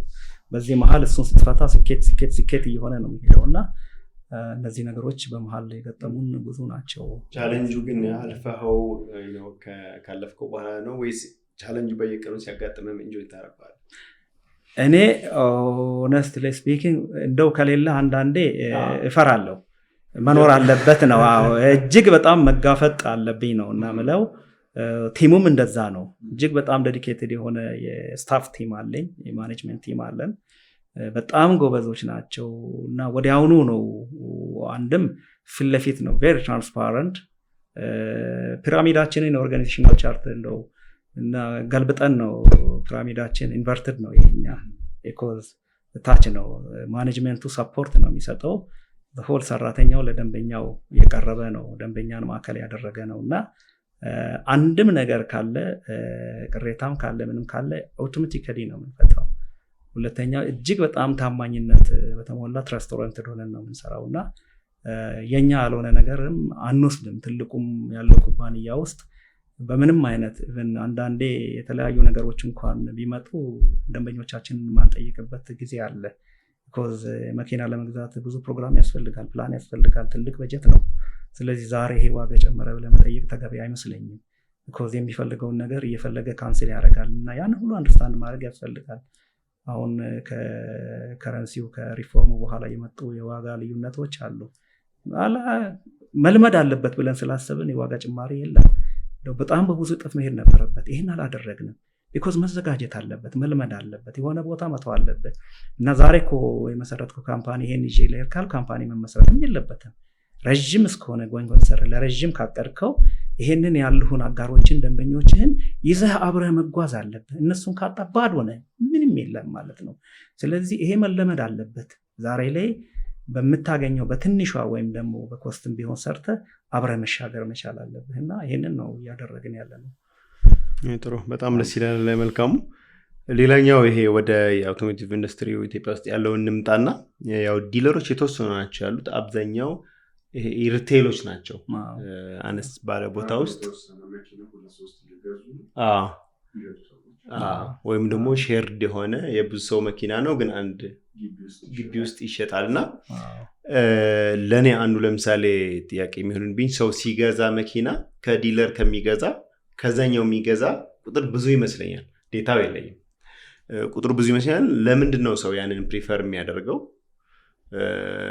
በአንተ ኤክስፔሪንስ ያየው ነገር የዲለሮች እና የሪቴይለሮች ተማሳይ ብራንድ ማለት ነው ሪቴይለሮች በሁለቱም ላይ የሚፈጠሩበት ምክንያት ምንድነው? ለምን ሰው እነዛን ፕሪፈር ያደርጋል? እኔ ልጨምርና አሁን ብዙ ጊዜ ዲለሮቹ ጋር ስትሄድ መኪና ሾሩም ላይ አለ፣ ግን ስጠይቅ የለንም ወይ ከ4 ወር በኋላ ወይ ከ5 ወር በኋላ ነው የሚሉት ብዙዎች። ይሄ ጥሩ ፖይንት ነው። በተለይ የመኪና ስራ ላይ ቬሪ ኢንትረስቲንግ። መኪና ስራ መሆን የነበረበት እንደ ስታንዳርድ ምንድነው? አምራች አለ። አምራች ብዙ ጊዜ ሻጭ አይደለም። ቢኮዝ የምትሸጠው ዲስትሪቢዩተርስ አፖይንት አድርገህ ነው ወይም ኤክስክሉዚቭ ሶል ኤጀንት ይሆናል። ዲስትሪቢዩተር ደግሞ እንደዚሁ ዲለሮች የራሱን ይበትናል። ከዲለሮች እየወጡ ነው። ግን አንላክሊ እኛ ጋር ደግሞ የሆነው ምንድነው? ዲስትሪቢዩተሮች አሉ። አሁን ቅድም የምንላቸው ግሬን ፖርተሮች ነው የምንላቸው እሱ። ምክንያቱም ከዲስትሪቢዩተሩ ወይም ከማኒፋክቸረሩ ሳይሆን ከሌላ ሀገር ለሌላ ሀገር የተፈጠረ ፕሮዳክትን ማርኬት መኪና ወይም ምርትን አምጥተው ይዘው ነው የሚሸጡት። ይሄ ማለት ምንድነው? በመኪና ዴፊኒሽን ለዚህ አገር ፊውል ስፔክ እንግዲህ ፊውል ከሆነ አሁን እንኳን ወደ ኤሌክትሪክ እየመጣ ነው።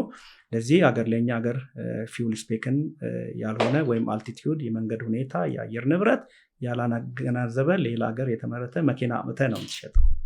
ይህንን እንግዲህ ያው ደንበኛውን ብዙ ጊዜ ብዙ ነገር ነው እንግዲህ ለማስተማር እኔ እንደውም እኛ ካምፓኒ ውስጥ ምንድነው አትሊስት ከኛም ባትገዙ ተሽከርካሪ ግን ምክር ውሰዱ ነው። ከየትም ግዙ ግንም ትልቅ ኢንቨስትመንት ስለሆነ የፕሮፌሽናል አድቫይስ ያስፈልጋል።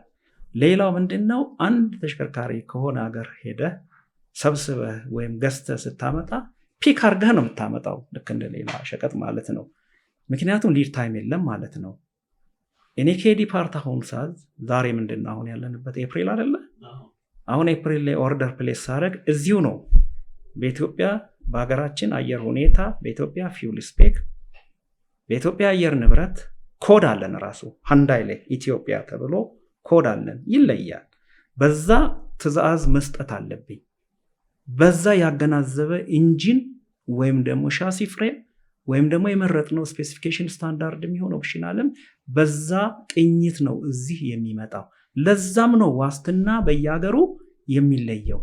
ኢትዮጵያ ያለ ዋስትና፣ አፍሪካ ያለ፣ ሚድል ኢስት ያለ፣ አውሮፓ ያለ፣ አሜሪካ ያለ የመኪናዎች ዋስትና እንዳየሩ ንብረት እንዳገሩ መንገድ ይለያያል። ስለዚህ እኔ ዛሬ ብሰጥ ይህንን ተሽከርካሪ ኤፕሪል፣ ሜይ፣ ጁን ነው እዚህ የሚደርሰው። ሾሩም ስትሄድ ምንድነው የሚሰጥህ? ለእይታ አለ ይሄን መኪና የሚሰጥህ ለዛ ነው ብዬ ማድረገው ምንድነው? በዛ ስሪት ራሱ ከስተማይዝ ተደርጎ ስለሚመጣ ማለት ነው።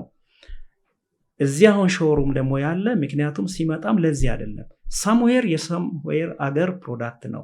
ለዛ አገር ያለ ዜግነት ያለው መኪና ልበል እንዴ ልበል እዚህ መጥቶ እዚህ ሀገር ነው የሚሸጠው። ስለዚህ ያንን ፒክ ታደርጋለህ። የሱ ምናልባት ጉዳቱ ምንድነው? ዋስትና ስጠኝ ብትል ሃንዳይ ስለሆነ ስለገዛ ከግሬንፖርት እኔ ዋስትና አልሰጥም። ምክንያቱም ሀገሩም አያቆም። ሃንዳይ የሚያውቀው ያንን ተሽከርካሪ ወደ ሌላ ሀገር መጫኑን ነው እንጂ ወደ ኢትዮጵያ መጫኑን አያውቀውም። ቪን የምንለው አለ፣ ቬሂክል አይደንቲፊኬሽን ነምበር፣ ሻሲ በተለምዶ የሚባለው ነው። ኢንጂን ኮድ አለ። ስለዚህ እሱ ኮድ ኤግዛክትሊ በሱ መሰረት ነው ኢቭን ፓርት የምናዛው። አሁን እኛ ጋር ሰፕላይድ እና ነን ሰፕላይድ ብለን የለየናቸዋለን። ልክ ሰፕላይድ የምንለው የእኛ ጋር የሚመጡ ተሽከርካሪዎች እኛ የሸጥናቸው ሰርቪስ ሲመጡ ያንን ቪን ነምበር ወይም ደግሞ ፕሌን ነምበሩን በምንከትበት ጊዜ እኛ የሸጥናቸውን ሰርቪስ ሂስትሪ ታገኛለ፣ ለዛ ፓርት ታገኛለ፣ ለዛ ዋስትና ታገኛለ፣ ዲፌክት ቢኖር ክሌም ታደርጋለ። ይሄኛውን ግን ያው እንደ ዲስትሪቢዩተርም ግዴታ የለብህም፣ ብራንድ ስለሆነም ኬርም አታደርግም። እንደ ቢዝነስ ሊሆን ይችላል፣ እሱም አደጋ አለው። ምክንያቱም ላይቢሊቲ ኃላፊነት ልትወስድ ነው። ምክንያቱም ኦፕሬት ማድረግ ያለበት በተመረተበት የአየር ንብረት መንገድ እና ፊውል ስፔክ ነው። ስለዚህ አውቶሞቲቭ ላይ ስትመጣ በጣም በጣም ብዙ ነገሮች አሉ። ስለዚህ ይመጣሉ፣ ይኖራሉ፣ ትሸጣለህ እና ከዛ በኋላ መኪናውን ትሸጣለህ። ኃላፊነቱ ሲመጣ ደግሞ ሙሉ ኃላፊነት መውሰድ አለብህ መኪና በምትሸጥበት። ግን አሁን ብዙዎቹ ያንን ዴሊቨር ማድረግ ስላልቻሉ ይመስለኛል ብዙ ሰው ዛሬ ሄዶ ከሚገዛበት ከሌላ ሀገር የሚምጣ በቃ 6 ወር አሁን አንድ ገንዘብ ይዞ ለመጠበቅ ይቸገራል፣ በየሆኑ ወራት ይቸገራል። እና አሁን ለእናንተ ያ ነገር ተቀርፏል። አሁን ለምሳሌ አንድ ክላይንት እኔ ዛሬ መኪና ከእናንተ 3 መኪና ልግዛ ለቢሮዬ ወይ ለራሴም ብል ማግኘት ይችላል? ዛሬ ላይ በደንብ አለ።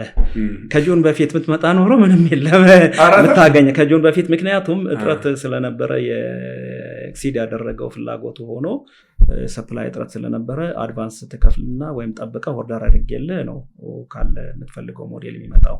ዛሬ ግን የኤሌክትሪክ መኪና ብትሄድ ኮና አዲሱ ኮና ያው ሲዩቪ ትልቁ አለ። ስለዚህ አሁን አዲስ ሰው ቢሄድ ያገኛል። ማንኛውን መኪና ሄዶ ቢፈልግ ያገኛል። ዛሬ ላይ አለ። በሁሉም ሾሩማችን በደንብ መኪና አለ። በዛውም በጥሩ ዋጋ ጥሩ ስፔሲፊኬሽን ነው። አንድ ነገር እኛ የምናገጣጥማቸው አሁን አስመጥተው ከሚሸጡት የተሻለ ነው ዋጋችሁ? ዋጋ ላይ በምትመጣበት ጊዜ ኢትስ ኦል ዲፔንዲንግ ኦን ነው። ቅድም ያልኩት ነገሮች አሉ። ለተመሳሳይ ስፔክ ተመሳሳይ ስፔክ ስታንዳርዱና ኦፕሽኑ ሊሆን ይችላል፣ ግን ወደ ኢንጂን ስትመጣ በጣም ይለያል። ትልቁ ደግሞ የአንድ መኪና ስፓይናል ኮርዱ ፍሬሙ ነው፣ ሄዱ ደግሞ ያው ኢንጂኑ ነው። ስለዚህ ትልቁ ቅድም ያልኩት የኢንጂን ኮዱ ነው። ቢኮዝ ኢንጂን ኮዱ ለእኛ ሀገር የምታመጣው የምትገዛበት ኬዲ ፓርት እና የሌላው በጣም ይለያል። ስለዚህ እዛ ላይ ራሱ የዋጋ ልዩነት ሲጀመር ይፈጠራል ማለት ነው። ኦፕሽኑም እንደዚሁ ይፈጠራል እና የእኛን ተሽከርካሪዎች ብትወስድ ኮምፕሮማይዝ ማናረጋቸው ስፔኮች አሉ። ለምሳሌ ሴፍቲ ፊቸር በምንም አይነት ስታንዳርድ አድርገነዋል። ኦፕሽን ነው ግን ስታንዳርድ አድርገነዋል። ሌላ ነገሮችም አሉ። ከጎማ ጀምሮ አለ፣ ከብዙ ነገሮች አሉ እና ሰፋ ያለ ነገሮች አሉ። ስለዚህ እርግጠኛ ነኝ ዛሬ ላይ ገበያ ላይ አለ። እሱንም እጠራጠራለሁ። በእኛ ስፔክ እና እኛ በምንሰጠው ዋስትና ካለ እሱን እጠራጠራለሁ። ግን ካለም የተሻለ ዋጋ ዛሬ ላይ ያለው እኛ ጋር ነው ብዬ ነው ማስበው። በጣም የተሻለ ደንበኞችም እየሰማው እኛ ስለ ሹር ጥሩ ኦፕሽኖች አሉ። ፊውል አለ። በኤሌክትሪክ መኪና በተለይ ሲቪ ኮና አዲሱ ኮና እጅግ በጣም ፋንሲ እና በጣም ጥሩ 8 ዓመት ዋስትና ያለው። ነዳጅ ለእናንተ ይፈቀድላችኋል ስለምትገጣጥሙ ለማምጣት? አዎ የነዳጅ መኪና ገጣጣሚ ስለሆንን እሱን እየገጣጠምን ነው፣ አብረን እያስኬድን ነው ያለ ነው። ስለዚህ የቤት መኪና የነዳጅም አላችሁ? አለ።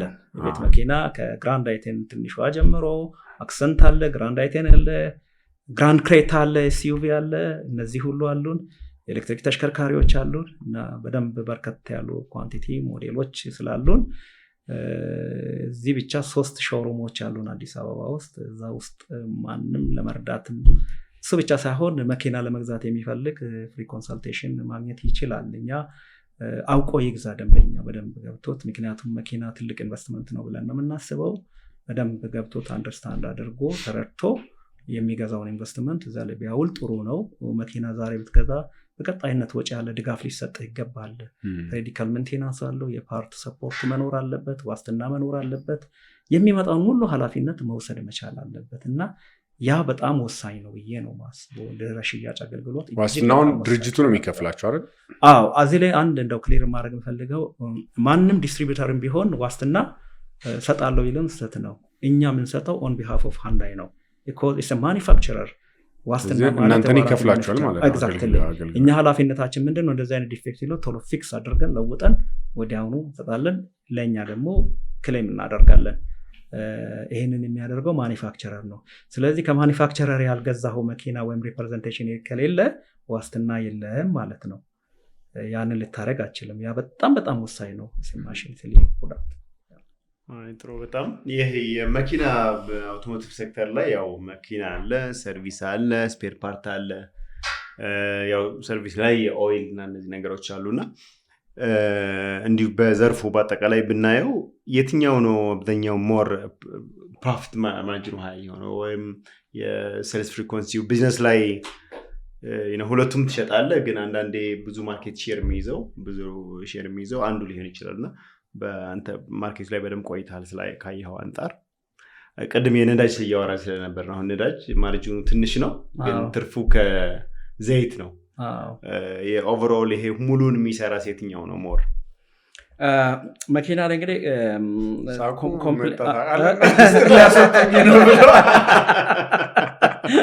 ለምን መሰለህ በምትሰራው ስራ አይ ቲንክ እውነት ነው በቃ መሆን ያለበት። አሸናፊ የምትሆነው ትክክለኛውን ስትሰጥ ነው።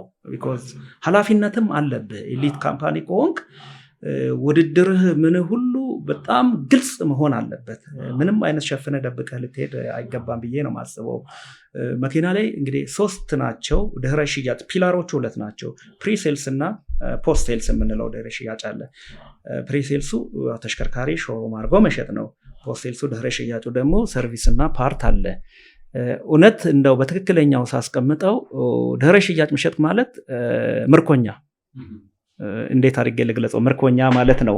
ኦልሬዲ መኪና ከሸጥክ በኋላ ያንን ደንበኛ ጥሩም ባይሆን አገላለጼ ኦልሬዲ የተማረ ግን አንዳንዴ አውቶሞቲቭ ውስጥ ያሉ ሰዎች የትም አይሄድም መኪና ሸጭለታለሁና የፈለግኩትን አረጋለሁ። ይህ አስተሳሰብ ትክክል አይደለም።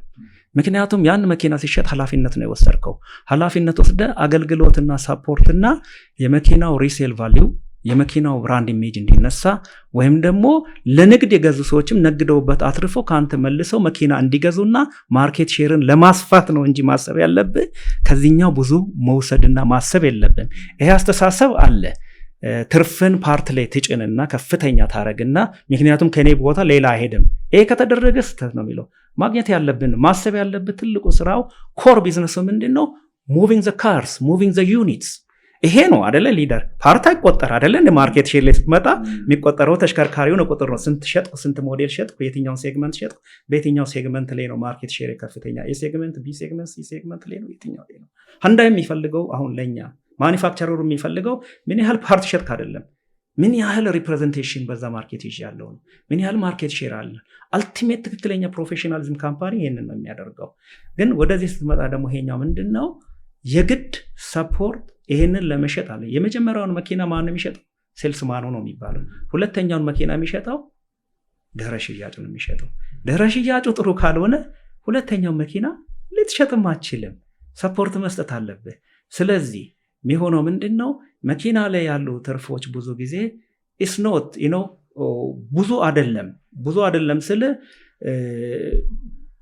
ላይክ ኮንትሮል ራሱ ማርኬቱ ኮንትሮል ያደርገዋል። አንተም እንደፈለክ ልትሄድም አትችልም። ሁለተኛ ደግሞ የግሎባል የፕራይሲንግ ስታንዳርድ ሃንዳይም አለ። ምክንያቱም ዛሬ እዚህ ላይ የሚከፍል ከስተመር ቀረጡንም ያውቀዋል። ካልኩሌት አሁን ቀላል እኮ ነው። ሌላ ሀገር ብገዛ እዚህ ሀገር ብገዛ እሱ እንዳለ ነው ያለውና በዚህ በኩል አሁን ድርጅቱ ሬጉሌት ያደርጋቸዋል። ብዙ ጊዜ አሁን የሆነ ብራንድ ስትሸጥ በጣም ያው ረጅም ጊዜ የቆየ እንደነሱ ያለ ካምፓኒ ሲሆን ሬጉሌት ያደርጋሉ። ከዚህ በላይ ማርጅን መያዝ አትችልም ብለው ማለት ነው። እሱ ምንድነው የሚሆነው? አንዳንድ ካምፓኒዎች እንደዛ ያደርጋሉ፣ ግን አንዳንዴ ፍሪደም ይሰጡሃል። ያንን እንደ ማርኬትህ እንዳንተ እንደ ማርኬትህና እያየህ ነው የምታደርገው። ግን RCP አናሊሲስ የሚባላል ሪቴል ሴሊንግ ፕራይስ ቢኮዝ የየአገሩ ታክስ የተለያየ ነው፣ የየአገሩ የኮስት ኮምፖነንቱ የተለያየ ነው። ስለዚህ ያን ሪፖርት አደርጋለህ። ለማኒፋክቸረሩ ሪፖርት አደርጋለሁ። ምን ያህል እየሸጥክ እንደሆነ ስንት እየሸጥክ እንደሆነ። ለምሳሌ ኢንቨንተሪ ይዘህ ሙቭ አላደርግም ካለ የሆነ ፕሮብለም አለ ማለት ነው። ወይም የፕራይሲንግ ፕሮብለም ነው፣ ወይም ደግሞ የሰፖርት ችግር ነው ያለው፣ ወይም የማኔጅመንት ችግር ነው፣ ወይም የሆነ ችግር ነው። ይሄ ኢንቴግሬትድ የሆነ አናሊሲስ የፕሮፌሽናል ካምፓኒ ውስጥ የሚሰራ ነው፣ እላይ ድረስ ይሄዳል። እና ስለዚህ ማኒፋክቸረር በጣም ትንሽ ገንዘብ ነው የሚያተርፈው፣ ብዙ አይደለም። ብዙ ትርፎች ማኒፋክቸረሩ ትንሽ ነው የሚያተርፈው። መሀል ላይ እንደውም ከማኒፋክቸረሩ የተሻለ ሚድል ማኑ ሰፕላየሩ፣ መሀል ላይ ሰፕላየር ማኒፋክቸረር አለ፣ ሰፕላየር አለ፣ ዲስትሪቢዩተር አለ፣ እንደገና ደግሞ ዲለሮች አለ። እንዲህ እያለ ነው የሚሄደው። እናንተ ከሰፕላየር ነው የምትወስዱት? እኛ ከፋብሪካ ነው የምንወስደው። ኦንሊ ካምፓኒ ትክክለኛው ደግሞ ከአንዳይ ጋር መስራት ደስ የሚለን ቀጥታ ከማኒፋክቸረር ጋር ነው የምንገናኘው። ስለዚህ ይሄ ትልቅ ኤጅ ነው እና እያንዳንዱ የኢንጂነሪንጉን ፕሮብለም፣ የማርኬቲንጉን ፕሮብለም፣ የፕራይሲንጉን ኔጎሽዬሽን ሪሊ እሱ ጥሩ ነው። እና አሁን እያመጣችሁም ያላችሁት የሚገጣጠመውን ብቻ ነው አይደል? መኪና ትታችኋል? አቆመን። እሱን ከ2018 ጀምሮ አቆመናል። እንደው አንዳንድ ነገሮች ካስፈለጉ እናመጣለን። ሙሉ ለሙሉ ቆሟል። እንግዲህ ወደ ስንተኛ ዓመታችንን ይዘናል? አሁን ወደ 7ኛ ዓመታችን ሊሆን ነው። ጠቅላላ የሚገጣጠም ተሽከርካሪ ነው እዚያ መተን የምንገጥመው። በዚህ መሀል የተደረገው ቀላል የቴክኖሎጂ ሽግግር አይደለም፣ ቀላል ብቃት አይደለም እና ብዙ ነገሮች በመሀል ሙሉ በኢትዮጵያውያን ነው የሚገጠመው። ሙሉ ለሙሉ እኛው ኢትዮጵያውያን ራሳችን ነን እና ይሄ ቀላል አይደለም፣ ትልቅ ነገር ነው ብዬ ነው ማስበው። እና ቀደም ወደ ትርፍ ወደ ምናምኑ ሲመጣ እንግዲህ ሰርቪስ ላይ ለምን መሰለ ደንበኞች አብሮ የሚኖሩና የሚሄዱ ናቸው። ማገዝ ነው ያለብህ። እነሱም እኮ ስራ አላቸው፣ ይሰራሉ፣ ቢዝነስ አላቸው።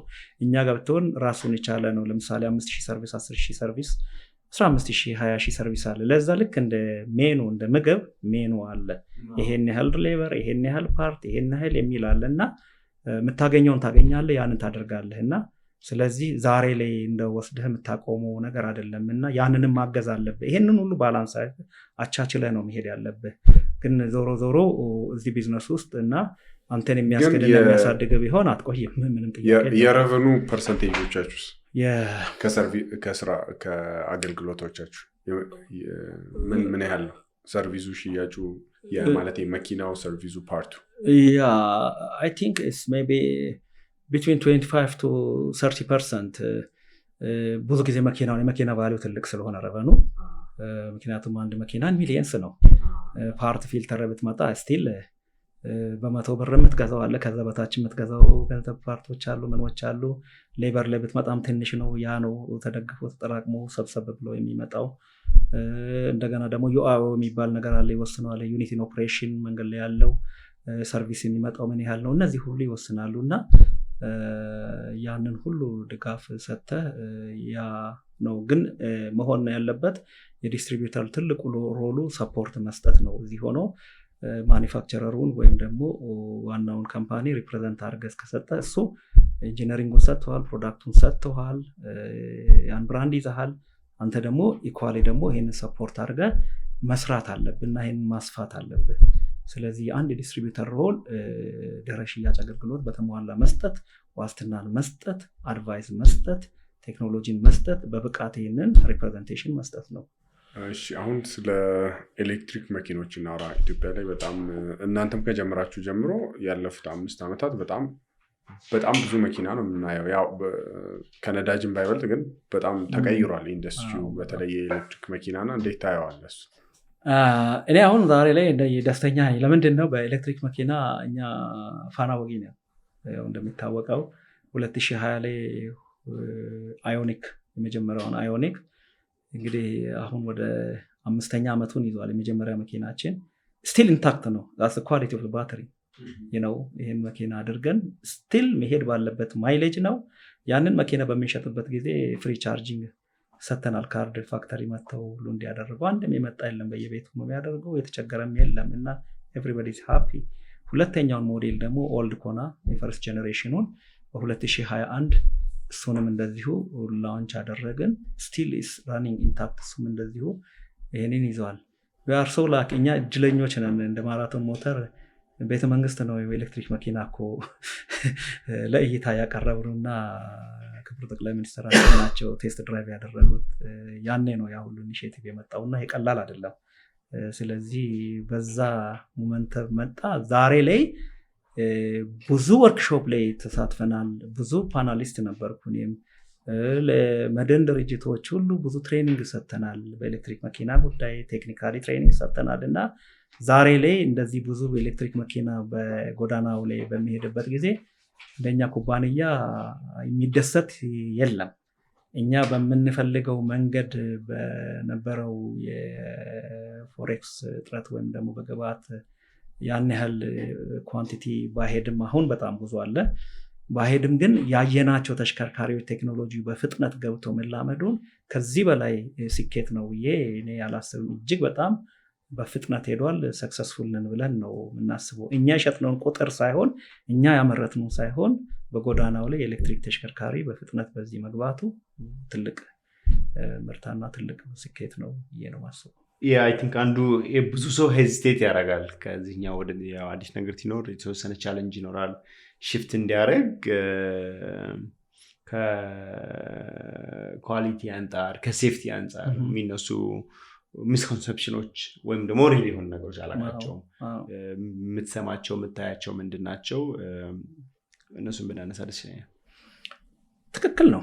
ይሄ እኮ ምንም ጥያቄ የለውም። እኔ እንደውም በጣም በሚያስደንቅ ሁኔታ ይሄ ኮንሰርን ኤሌክትሪክ መኪና ኮሬንቲ እኮ ስሙ ራሱ ያስፈራል እኮ ህብረተሰቡ ቢፈራና ኮሬንቲ እንግዲህ በኤሌክትሪክ የሚሄድ መኪና የሚነድ ነው የሚመስልህና ይሄ ምንም ጥያቄ የለውም። እኔ ትክክለኛ ነው። ያንም ይሄንን ነው ለማስረዳት የሞከርነው። ወደ መኪና እንመለስ እስቲ። እኔ ስራ በጀመርኩበት ጊዜ ካርቡሬተር ኢንጀክሽን የካርቡሬተር መኪናዎች ነበሩና በጣም ከዛ በኋላ ነው ኢንጀክሽን የኤፍአይ ኤሌክትሮኒክ ፊውል ኢንጀክሽን ነዳጅ ይቆጥባል። ወደዛ ከካርቡሬተር ውድም ሆኖ ዋጋው በዝቅተኛ ሚን ይሸጥ የነበረው ኤሌክትሮኒክ ፊውል ኢንጀክሽን ኢንጂን ነበረ። እሱን ለመልመድ ሰው ከካርቡሬተር ኢንጂን አልወጣም ነው ያለው። ምክንያቱም አንደኛ ምንድነው ባለሙያ ጠጋኝም የለም መኪናዎችም አይታወቁም ነው እና ያን ቴክኖሎጂ አለው። እንደገና ደግሞ ሲመጣ ፓወር ዊንዶው ሴንትራል ዶር ሎክ ኦፕሽን ለማስገባትን ለማምጣት ማን ይሰራዋል ከተበላሸ ተብሎ ያ ሁሉ በጣም ሬዚስተንስ ነበረ። ተመልከት አካሄዱን ሁሉ ተመልከት። እዚህ ላይ ነበረው ሬዚስተንስ። እንደገና ደግሞ ከስቲክ ሺፍት ከማኑዋል ደግሞ ወደ አውቶማቲክ ትራንስሚሽን በምናወጣበት ጊዜ እንዴት ተደርጎ ነው አውቶማቲክ ቀጥ ቢል ወይም ደግሞ ይሄንን የሚሰራ ቢበላሽ ተብሎ በጣም ሬዚስተንሱ ነበረ። ዛሬ ላይ ግን አንድም አይነት ፓወር ዊንዶው ተው ሌላም ከዛም ያለፈው አድቫንስድ የሆኑ ኦፕሽኖችን ለማንድ ሲያደርግ ሲጠይቅና ያ ከሌለ እንደውም መኪና ማሸጥበት ደረጃ ደርሰሃል። ሴፍቲ አውቶማቲክ ትራንስሚሽንም በዛ ደረጃ ደርሰሃል። ይሄ በነበረበት ጊዜ እንግዲህ የመኪና አካሄድ ተመልከት። ከካርቡሬተር ተነስቶ ኤሌክትሮኒክ ፊል ኢንጀክሽን እንደዚሁ ደግሞ ኤስዩቪ አድቫንስድ ኦፕሽኖችን እነዛን እያለ መጥተው በአንዴ ትልቅ ለውጥ ሽፍት ነው ያደረገው። ከፎሲል ፊውል ከኮንቬንሽናል ኢንጂን ወደ ኤሌክትሪክ በምትገባበት ጊዜ ፓኒክ ቢያደርግ እኔ ምንም አይገርመኝም እና ትክክለኛም ነው ኮንሰርኑ። ምክንያቱም መኪናን የሚያስበው አይቶታላ ለ20 ዓመት ለ30 ዓመት ኮንቬንሽናል ኢንጂን ነርቶታል። ሰርቪስ እያደረገ ለረጅም ጊዜ ነርቶታል። እንግዲህ አሁን ኤሌክትሪክ መኪና ሲመጣ ቢነድ ብሎም ያስባል። ቢበላሽ ቀጥ ቢል ምን አደርገዋለሁ? ይሄ ሁሉ ኮንሰርን ትክክል ነው። ምክንያቱም አዲስ ነው፣ አዲስ ቴክኖሎጂ ነው፣ አዲስ እይታ ነው። ይሄ ሁሉ ስጋት ስተት የለውም ነው። ግን ለዚህ ስጋት ማን ነው ምን ማድረግ አለበት?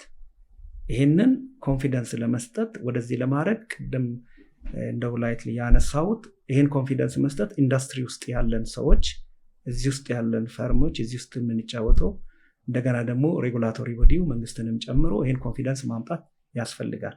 አንደኛ ትሬኒንግ መስጠት ያስፈልጋል። እኮ የመጀመሪያው መኪና ሲመጣ እኮ ታርጋ ለማውጣት እጅግ አስቸጋሪ ነበረ። ኢንሹራንስ ከፍተኛ ኢንሹራንስ ካምፓኒዎች ሁሉ ከፍተኛ ፕሪሚየም ይጠይቃሉ። እንደውም ኢንሹራንስ እናደርግም፣ ኢንሹራንስ ከሌለ ደግሞ ወደ ታርጋ አትሄድም። ያ ሁሉ ትልቅ ቻሌንጅ ነበረ። እነሱም ኮንሰሩ ልክ ነው። ግን ትሬኒንግ እየሰጠህና እያሳወቅ በምትሄድበት ጊዜ ኤሌክትሪክ ላይ ያለው ደግሞ ስጋት እንደሌለና እንደማይሆን እንደማይታሰበው እውቅና ከሰጠህና ካሳየህ ኢንፍራስትራክቸርም ላይ ደግሞ እንደዚሁ ቻርጀር ለምሳሌ ከመኪና ጋር የሚመጣ ለሃውስሆልድ ቻርጀር መጀመሪያ አሁን ተሽከርካሪ ኤሌክትሪክ መኪና ላይ የሚያደረግ ነው ምንድነው ሃውስሆልድ ቻርጀር ከመኪናው ጋር ይመጣል። ለምሳሌ ኢንፍራስትራክቸሩ በመንገድ ላይ ከሌለ ቻርጂንግ ስቴሽን ኩዊክ ቻርጀር የምንለው የቤት ቻርጅ ታደርጋለህ። ሌሊቱንም ቢያር 8 ሰዓትም 6 ሰዓትም ቢያደርግ ፉል ቻርጅ አድርጎ ይሄዳል። ያ ኮንፊደንስ መምጣት አለበት። ያንን አክሰሰሪ አብረህ መስጠት፣ እንደገና ደግሞ የቻርጂንግ ስቴሽንን ማቋቋም። እኛ ያደረግነው ይሄንን ነው፣ ኮንፊደንስ ለመስጠት በ30 ደቂቃ ውስጥ ቻርጅ የሚያደርግ ኩዊክ ቻርጀር ፋብሪካችን ውስጥ ነው የገጠምነው። ያኔ ለማስገባትም አዲስ ነው፣ ቀረጥም የሚከፈልበት ነበር፣ ከፍለን ነው ያስገባነው።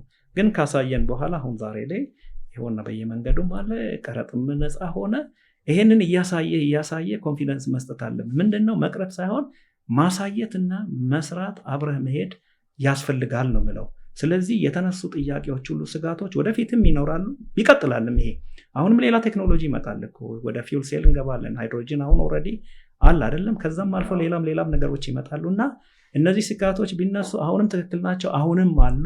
ግን መጠንቀቅ የሚያስፈልገው የባትሪ ጥራት ወሳኝ ነው። ልክ የፎሲል ፊውል ኢንጂን ላይ የአንድ መኪና ተሽከርካሪ ብራንድ ለምንድን ነው ኢንጂን መርጠን የምንገዛው? በጣም እኮ የዋጋ ልዩነት ብዙ ጊዜ አለ። ይሄ ብራንድ ኢንጂኑ ጥሩ ነው፣ ድምፁ ጥሩ ነው፣ ዲዩረብል ኢንጂን ነው፣ ሪላያብል ነው ብለን ነው። ኪዲአር ምንለው አለ፣ ኳሊቲ፣ ዲዩረብል፣ ሪላያቢሊቲ በጣም ወሳኞች ናቸው ፎሲል ፊውል ኢንጂን ላይ። ሴም ቲንግ ኢስ አፕላይስ ቱ ኤሌክትሪክ መኪና ላይ 8 ዓመት እኔ ዋስትና በምሰጥ ጊዜ 8 ዓመት የሚሄደው የባትሪው ሄልዝ ቼክ መደረግ አለበት። የባትሪው ጥራት መሄድ አለበት። ይህን ያህል ኪሎ ሜትር ሄዳል ካልኩ መሄድ ያለበትን ጥረት መሄድ አለበት። እነዚህ ሁሉ አሹር ማድረግ መቻል አለብህ። እንግዲህ ይሄ በምንድን ነው ልክ እዛ ላይ የምታየው እዚህ ላይ ታያለ። እና ባትሪ ማለት እኔ እንደ ሰውነት ኖርማል ቦዲ ቴምፕሬቸር ኦፕሬት እንደሚያደርግ እሱም ኦፕቲማል በሆነ ቴምፕሬቸር ባትሪውም በዛው ልክ ነው መሄድ ያለበት። እና ይሄ ወሳኝ ነው፣ ስጋትም ነው። ግን እርግጠኛ ነኝ ቴክኖሎጂ ፎር ዘ ጉድ፣ ቴክኖሎጂ ፎር ዘ ቤተርመንት፣ ፎር ዘ አድቫንስመንት ነው እና ጥሩ ነው ነው። እንደውም አይ ቲንክ የሆነ ጊዜ የሰጠሁ ማብራሪያ ላይ እንዳለው አዲስ ቴክኖሎጂ መሆኑ የሚያመጣው ሄዚቴሽን እንዳለ ሆኖ ብዙ የገቡ ባትሪ እንትናቸው ዲፌክት ያላቸው 30-40 ሊሆን ይችላል ቼክ ቢደረጉ ያልካቸው ነበሩ።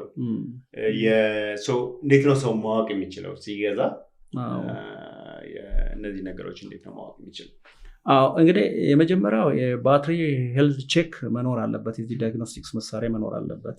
ባትሪውን ራሱ ስታተሱን ጤናኛ መሆኑን የተባለውን ያህል እድሜ ማይሌጅ ይሄዳል ፉል ቻርጅ አድርገ ይሄንን የሚለካ ዲያግኖስቲክስ መሳሪያ መኖር አለበት። ሁለተኛ ደግሞ ቻርጅ በምታደርግበት ጊዜ የሚያሳይ ኪሎ ሜትር አለ እኮ እዛ ጋር 400 ይሄዳል ካልኩ ወይም 300 ይሄዳል ካልኩ ያንን መምጣት አለበት።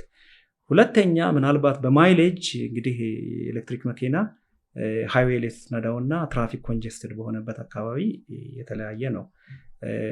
ፎሲል ፊውል ወይም ኮንቬንሽናል ኢንጂን መኪና ሃይዌይ ላይ ነዳጅ ይቆጥባል፣ ቢኮዝ ፊውል ኢኮኖሚ ያመጣል ሞር። ለምሳሌ በ1 ሊትር 10 ሄዳለሁ ካልክ 12-13 ልትሄድበት ትችላለህ። ኤሌክትሪክ መኪና ላይ ግን ዘሪቨርስ ነው። በጣም በፈጠንክ ቁጥር ባትሪው ኤነርጂው ግን ትራፊክ ኮንጀስት ነው። ከተማ ውስጥ በምትሄድበት ደግሞ ሪጀነሬት ስለሚያደርግም እንደዚሁ ሞር ማይሌጅ ትሄዳለህ። ምናልባት ሰዎች አንዳንዴ እያየኸው ድሮፕ ሲያደርግ ኪሎሜትሩ ሊወርዳል፣ ያ ሊያስደነግጥ ይችላል። በዛ ጊዜ ግን መውሰድ ያለብህ ሙሉ ለሙሉ የባትሪውን ኤፊሽንሲ ተጠቅመ ቶታል ስንት ሄድኩ ፉል ቻርጅ የሚለው ጤናማውን ያሳያል ማለት ነው። እና የሚመከሩም አሉ የቻርጂንግ አንዳንዴ 20% ሳይወርድ ቻርጅ ብታደርገው ጥሩ ነው። ሁለተኛ ደግሞ 80% እስከ 100%፣ 80 ከ20% አንስቶ እስከ 80% በፍጥነት ነው ቻርጅ የሚያደርገው። ከ80% በኋላ ስሎው ቻርጅ ነው የሚያደርገው ኪፕ ቻርጀሩ ራሱ። ይሄም የሆነበት ምንድነው ያው የባትሪውን ዱሬቢሊቲ ወይም ደግሞ ጤናማ ወይም ቆይታ እድሜውን ለመጠበቅ ሲባል ነው። እና ራሱ ቴክኖሎጂው ነው ይሄን የሚያደርገው፣ የተሰራበት ስሪት ነው። ስለዚህ ዞሮ ዞሮ ይሄ አለ። አይፎንም እንደሆነ ታረግና በጣም በፍጥነት ልክ እንደሰካው በ15 ደቂቃ ውስጥ 100% ይልሃል አይደል እንዴ? የራሱ ደግሞ ቻርጀር ደግሞ ትክክለኛ አብሮ የገዛው የሚወስደውን ጊዜ ወስዶ ነው የሚያደርገው። ሲቆይም እንደዛ ነው። ያኛው ሳታስበው ነው። ተመሳሳይ ነው። 80 ሲደርስም ይቀይረዋል፣ ስሎ ቻርጂንግ ይሆናል። ለምን እንደሆነም ይነግራል። እንትኑም ይሄ ደግሞ ቻርጅ በተደረገም ቁጥር እንትን እያደረገ ነው የሚሄደው አይደል? እየቀነሰ ነው የሚሄደው። መቀየር አለበት። አሁን እነዚህ የምናያቸው መኪኖች ባትሪ መቀየር አለባቸው አይደል ከጥቂት ዓመት በኋላ? እንግዲህ ባትሪ ላይፍ ያለ ምክንያት አይደለም ዋስትና በዛ የምትሰጠው 8 ዓመት ብለህ የምትሰጠው እንግዲህ አንዱም እሱ ነው። ሁለተኛ ባትሪ አሁን ወደኛ ባትሪ የተመጣ ሞጁል አለ። ሞጁሉ ደግሞ 12 ሴክሽኖች አሉ። ለምሳሌ ሙሉ ባትሪውን ከምትቀይር እንደ ፓርት ለምሳሌ የፎሲል ፊውል ኢንጂን መኪና ኮንቬንሽናል ኢንጂን ላይ ካንዴላ አለ አይደል? ካንዴላ ስራ ማለት ማቀጣጠል አይደል? እንደ ክብሪት ለኮሰ ያነዳጅ። ይሄም አሁን ሞጁሎች 12 ሴክሽኖች አሉ። ሁሉም አንዴ ሙሉ ለሙሉ ባትሪ የደከመውን ፓርት ብቻ እንደ ፓርት ቀይራል። አሁን በዛ ደረጃ ነው እኛ ጋር አሁን ያለ እንደ ፓርት ሁሉ የያዝን ነው ያለ ነው። ሙሉ ባትሪውን ልቀይር ብትል ሂውጅ ኮስት ሲደክም ይሄ መሆን የለበትም። ስለዚህ ቴክኖሎጂው ራሱ ወደዛ እየመጣ ነው። መጨረሻ ላይ እንደውም ከሴክሽኑ ይወጣና ምናልባት እያንዳንዷን ሴሎች ሴክሽን ውስጥ ያሉ የደከሙትን ብቻ ብሬስ ታደርጋለህ። ወደዛ ይመጣል። ልክ እንደ ፓርት እየሆነ ይመጣል። እና ያው ኤሌክትሪክ መኪና ብዙ ፓርት እንደ ኮንቬንሽናል ኢንጂኑ የለውም። ቢኖረውም ባትሪ ላይ ነው። ይሄም ደግሞ አሁን እያለ ይመጣል። እና ሃንዳይ ላይ ብንሄድ እንደዚህ አይነት ሴክሽኖች አሉ። ምናልባት ቼክ ይደረግና ያንን ታወጣለህ፣ ያንን መልሰ። ግን ለዛ ሁሉ ምን ያስፈልጋል መሰለህ? ኢኩዊፕመንት ያስፈልጋል። የተደራጀ ወርክሾፕ ያስፈልጋል። አሁን በቀደም ከወር በፊት ላውንች ያደረግነው ለእይታ ያቀረብነው ኢንቴግሬትድ ፓኬጅ ነው። አንድም አዳዲስ ሞዴሎችን አዮኒክ 5 እና ኮናን እንደዚሁ። ሁለተኛ ደግሞ የኢቪ ዴዲኬትድ የሆነ ወርክሾፕ የለም እዚህ። እሱን ያደረግነው በሰፊው። እዛ ላይ ራሱ ባትሪውን ሊፍት ማድረጊያ መቀየሪያ ያስፈልጋል። ኢንሱሌትድ ቱልስ ያስፈልጋል። የሰለጠነ ቴክኒሻን ያስፈልጋል። ኢንሱሌትድ ሜት ያስፈልጋል። ይሄን የሚሰራ ለብቻ ነው። በአንድ አይነት ወርክሾፕ ውስጥ ወይም በአንድ አይነት ቤት ልሰራ አችልም። ቢኮዝ ትልቅ ቮልቴጅ ትልቅ ኪሎዋት ነው እኮ ያ ባትሪ እኮ ሾክ ሁሉ ይፈጥራል። ያንን ሁሉ ማሰብ አለብን። ለዛ መዘጋጀት አለብን። ለዛ ነው መኪና ስራ ላይ ስትመጣ ልምዱም ፕሮፌሽኑም ያስፈልጋልም ስልጠናውም ያስፈልጋልና ለዚህ ደግሞ ይሄንን መዋለ ንዋይ ወይም ኢንቨስትመንት ማፍሰስ አለብህ። ይሄንን መውሰድ አለብህ እና ዩኒት ሸጠህ ዩኒት ሙቭ አድርገህ ብቻ ገንዘብ ወስደህ ሳይሆን ይሄንን አብረህ ሶሉሽን መስጠት አለብህ። በቃ ለዛ ወሳኝ ናቸው። ይሄንን ነው ባለፈው ኢንቴግሬትድ ፓኬጅ አብረን ከዋስትና ጋር ያመጣነው ኮምፕሊት ፉል ፓኬጅ ነው ያደረግነው። አለብን። ስለ ፖሊሲ ምን ታስባለህ? አሁን የነዳጅ መኪና ቆሟል፣ ኤሌክትሪክ ብቻ እንዲገባ ተደርጓል እና በአንተ እይታ ምንድን ነው? እዚህ ላይ ያለኝ ምንድን ነው? አንድም የኤሌክትሪክ መኪና ላይ እኛ ፓዮነር ነን። አንድም ፕሮሞት ያደረግነው እኛ ነን። ምንም ጥያቄ የለም። ፊውቸር ኦፍ አውቶሞቲቭ ወደዛ መሄድ አለበት ነው። እኔ አገራችንን ነው ማየው። አገራችን ያላት ሪሶርስ ምንድን ነው ብዬ በማስብበት ጊዜ ታዳሽ ኃይል ነው። ቢኮዝ ከከርሰ ምድር የወጣ ሀብት እስካሁን አልወጣም፣ አላየሁም። ቢመጣም ደግሞ ወደኋላ ይቀረን ይመስለኛል ብዬ ነው ማስበው። ኢንቨስትመንቱም ነው ግን ኦልሬዲ ስኬል ያደረግንበት ሃይድሮ ፓወር ትልቁ ነው። ሁለተኛም ዊንድም አለ። የተለያዩ ኤነርጂዎች አሉ ታዳሽ ኃይሎች። ለእኛ ዌዘር ቴምፕሬቸሩም በጣም ወሳኝ ነው ብዬ ነው ማስበው እና ይሄ ፖሊሲ ትክክለኛ ነው ብዬ ነው ማስበው። ለዛም ነው ፓርት ኦፍ ኢት ሆነን እዚህ ፖሊሲ ውስጥ አብረን የሰራ ነው እና ፕሮሞት ከሚያደርጉት ካምፓኒዎች ውስጥ ማራቶን ሞተር ኢንጂነሪንግ ኢቪን ፕሮሞት ያደርጋል። ኢቭን ሃይብሪድ ውስጥ አሁን ብዙ ሰው ሃይብሪድ አናመጣም እኛ ምናለው። በዚህ አጋጣሚ ላንሳ፣ ሃይብሪድ ፕላጊኑም አለ ያኛውም አለ። ምንድነው የኛ ሀሳብ? ሃይብሪድም ከመጣ ፕላጊን ይሻላል ብለን ነው የምናስበው። ቢኮዝ ከፊውል እስካልወጣ ድረስ ወይ ፎሲል ፊል ኮንቬንሽናል እንጂ ለመቀጠል አለበት ወይም ወደ ፉል ኤሌክትሪክ መግባት አለበት ብዬ ነው የማስበው። ዞሮ ነዳጅ እስከተጠቀምክ ጥገኛ እስከሆንክ ድረስ ከዛ ከነዳጅ እንደገና ደግሞ ቻርጅ አድርጎ የሚሄድ መኪና እስካመጣ ድረስ ለሰርቪሱም ቢሆን ትመጣለህ፣ አይቀርም። ኮንቬንሽናል ኢንጂን የሚመጣውን ሰርቪስ ሬዲካል ሰርቪስ እየጠበቅ ትመጣለህ። 5000 የኤሌክትሪክ መኪና ከሆነ ሙሉ ለሙሉ ለኢንስፔክሽን ነው የምትመጣው። ምናልባት አሁን እኛ ባለን ፖሊሲ 3 ዓመት አንዴ ነው የምትመጣው ለኢንስፔክሽን ጎማ ካልሆነ። ስለዚህ ያ 1 ዓመት ነበረ። አሁን ሃንዳ ያለው ስታንዳርድ 3 ዓመት ውስጥ ችግር ካልገጠመው ሜጀር የቦዲ አክሲደንት ካለ ሌላ ችግር ነው። የቦዲ ስራ ኤሌክትሪክ ሆነ ኮንቬንሽናል ኢንጂን የማይቀር ነገር ነው። አክሲደንት ኢዝ አክሲደንት። ስለዚህ ለመታየት ጋራጅ የምትሄደው በአመት ወይ በ3 ዓመት?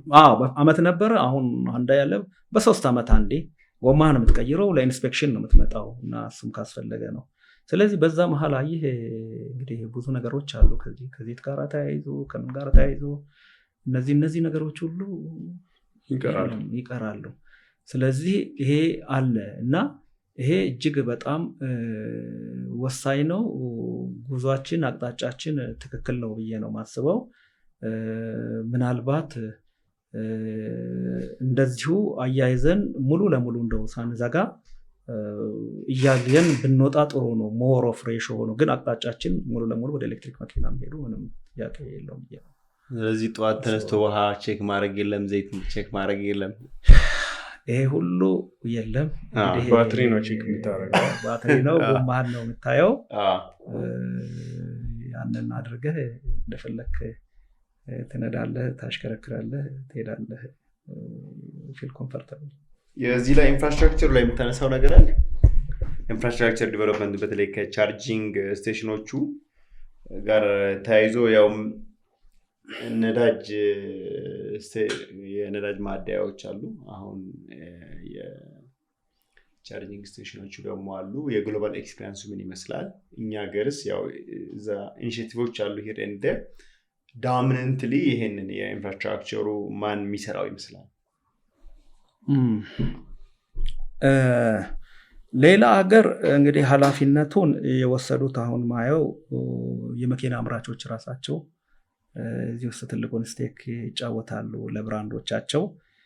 አንዳንዴ ፖርት ኦሪየንትድ ነው ይሄ ቻርጀር። ለምሳሌ የመኪናውን ቻርጅ የምታደርግበት ፖርቱ ይለያያል፣ እንደ ሀገሩ ስየት እንደ ብራንዱ ይለያያል። ስለዚህ ሁሉም የራሱን ነው። ኤዥያን አለ፣ ዩሮፒያን አለ፣ እንደገና ደግሞ እንደዚህ እያንዳንዱን የራሱ ስላለ ማኒፋክቸረሮች አሁን ብዙ ቦታ የራሳቸውን ቻርጂንግ ስቴሽን ወይም ኩክ ቻርጀር ያዘጋጃሉ። እንግዲህ መንግስት በዚህ ላይ የሚያደርገው ምንድነው? ድጋፍ ኢንሴንቲቭ ነው የሚሰጠው። ሌላ ሀገር ያየሁት እሱን ነው። ቢኮዝ ከቀረጥ ነፃ ይሆናል፣ ኢንሴንቲቭ ይሰጠሃል። ብዙ ነገሮችን ለዚህ የሚያበረታቱ ነገሮችን እስከሰጠ ይህን ኢንፍራስትራክቸር ማኒፋክቸረሮች ያደርጋሉ። ሌሎች ደግሞ በዚሁ ዙሪያ ያሉ ደግሞ ፕራይቬትሊ ኦፕሬት የሚያደርጉ በየቦታው ትናንሾቹ ያደርጋሉ። ሌላ በጋዝ ስቴሽን መሀል ደግሞ በየማደያው ያው ያኛውም የጋዙም አለ፣ የኤሌክትሪክ ተሽከርካሪዎች ቻርጅ ማድረጊያም ይሄን ያለው ሞር ፕራይቬት ላይ ነው። ግን መንግስት ደግሞ ሲጀምር እንግዲህ ኮንፊደንስ ለመስጠት ማድረግ ያለበት አለ ብዬ አስባለሁ። አንድም ቀረጥ ነፃውን አሁን ጥሩ ነው እኛ ጋር። ሁለተኛ ሰስቴናብል የሆነ የፓወር ሰፕላይ፣ ቢኮዝ የፓወር ሰፕላይ በሚልበት ጊዜ በኢንፍራስትራክቸሩ እዛው አካባቢ ለዛ ፓወር የሚሆን ትራንስፎርመር ያስፈልግሃል፣ የፓወር ሰስቴናቢሊቲ ያስፈልግሃል፣ ግሪድ ያስፈልግሃል። ቦታም ካስፈለገ እሱ ችግር አይመስለኝም።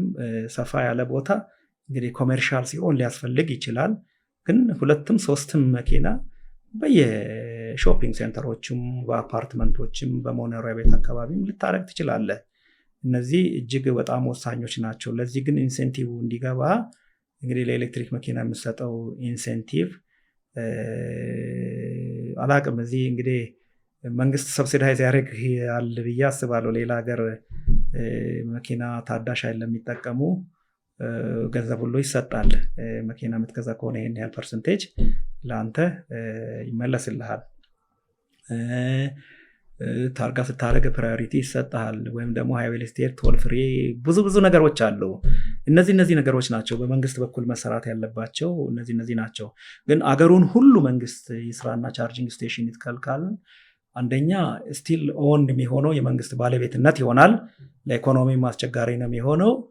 ኢነርጂ እኔ በግል መሸጥ አለበት እንደ ቤንዚንና ናፍጣ ብዬ ነው። ቢኮዝ ኢትስ ኢነርጂ ይህንን ነው የምትሸጠው። ስለዚህ በግል ካምፓኒዎች መያዝ አለበት ብዬ ነው ማስበው። እና እንደ ማንኛውም ቤንዚንም ወይም ደግሞ ናፍጣ እንደምትሸጠው ኤሌክትሪክም መሸጥ አለበት። ሌላ ሀገር እኮ ቻርጂንግ ብቻ ሳይሆን ሆል የፓወር ሰፕላይ ኤሌክትሪክ በግል አይደል የተያዘው። ይህንኑ ነው። ለዛ ግን ማዘጋጀትና ላይሰንሶችን ማውጣት፣ ታሪፎችን በፍጥነት ማውጣት፣ እንደዛ ነው። የቤት ውስጥ ኮንሰምፕሽን ታሪፍ እና ለመኪና ቻርጂንግ ኮንሰምፕሽንም አንድ መሆን አለበት ብዬ አላስብም። ቢኮዝ ቤት ውስጥ ቤዚክ ነው፣ ኑሮ ነው። ለምሳሌ ቤታችን ውስጥ ላሉ ማብራቶች ለማብሰያም እንጠቀም፣ ለማብራትም እንጠቀም። ይሄ ቤዚክ የሰው ልጅ ቤዚክ ኒድ ስለሆነ እዛ ላይ ያለው ታሪፍ ጥሩ መሆን አለበት። ወደ መኪና ደግሞ ስትመጣ ዘሴም ታሪፍ እዛ ላይ ያለው ይሁን ብዬ አላስብም። ምክንያቱም ሬሾውን ይዞ መሄድ አለበት፣ የተለየ መሆን አለበት። ሌላው አየህ ህብረተሰባችን ቤቱ ለማብሰያ ፓወር ይጠቀማል፣ ኤሌክትሪክ ይጠቀማል፣ ለማብራት ይጠቀማል፣ ለተለያየ ነገሮች ይጠቀማል። እንደገና መኪናን ደግሞ ስታስበው በዛ ስታንዳርድ በዛ ሬት ይምጣ አለንም እና ያንንም መለየትና አስቀድሞ መስራትና ወደ ፕራይቬቱ ሰጥቶ ኢንከሬጅ ማድረግ ያስፈልጋል ብዬ ነው አስበው። እና እኛም ብንሆን እንግዲህ በቻርጂንግ ስቴሽን ፋብሪካ ውስጥ ተክለናል እና ለደንበኞቻችን መኪና ስንሸጥ እኮ ለአመት ፍሪ ነው የምንሰጠው፣ ኑና ቻርጅ አድርጉ ነው የምንላቸው እና አመት ሙሉ ቢያንስ ለ1 አመት ፓወር ከቤት ነው። ስለዚህ በነፃ ነው እና ግሪን ካርድ አለች የምንሰጣት፣ ይመጣል፣ ያደርጋል፣ ይሄዳል። ግን በጣም በሚገርመኝ ሁኔታ ሰው ፓሽኔት እስካሁን አልፎ አልፎ አንዳንድ ደንበኛ ካልሆነ አልመጣም፣ አልተቸገሩም እና በየቤቱ ይሻለዋል እና ይሄ ያለ ግን መሆን ያለበት ምንድን ነው? እኛም የበኩላችንን አድርገን ማድረግ ያለብንን የተወሰነ በየቦታው ማድረግ ይሄንን እንቀጥላለን እናደርጋለን። ኦፍኮርስ የግድ ነው ማድረግ አለብን፣ ማድረግም አለብን። ምክንያቱም ኃላፊነት መውሰድ አለብን። አሁን እኛ ከወሰድነው ኃላፊነት ለእኛ በጣም ትንሹ ነገር ነው። በፊት ማይጀመረውን እና ማይነካውን ነው ፋና ወጊ ሆነን የጀመርነው፣ ማይደፈረውን ነው እስራኤል ትልቅ እንትን ነው የወሰድነው እና የመጀመሪያው እንደውም ምርት እኮ ወደ 20 ምናምን መኪና ነው አንዴ የገባ ነው ያመረት ነው። ያ 20 መኪና እኮ ማንም ላይ ነኮ ላይ ገዛው ይችላል እኮ። ከዛ በኋላ ነው ይሄ ሁሉ የመጣው። ስለዚህ ያን ሁሉ ቀረጥ ከፍለን ነው። አሁንማ ራሱ እኮ ገንዘብ ያመጣል፣ ኮመርሻል ያመጣል።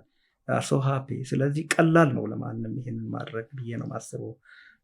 ብዙ የሚታሰብበትም አይደለም፣ ብዙ የሚያስቸግርም አይደለም። ያው አይ ቲንክ አሁን ስትነግረን መልካሙ በጣም ሁሉም ነገር አልጋ ባልጋ የሆነልህ ይመስላል እና በጣም ከባዱ ቻሌንጅ ላይክ ዩ ኖ ምኑኛ ነው ውስጥ ያገባሁበት ያልክበት ቀን ነበረ ወይ? እና ያንን እንዴት ነበር ያለፍከው?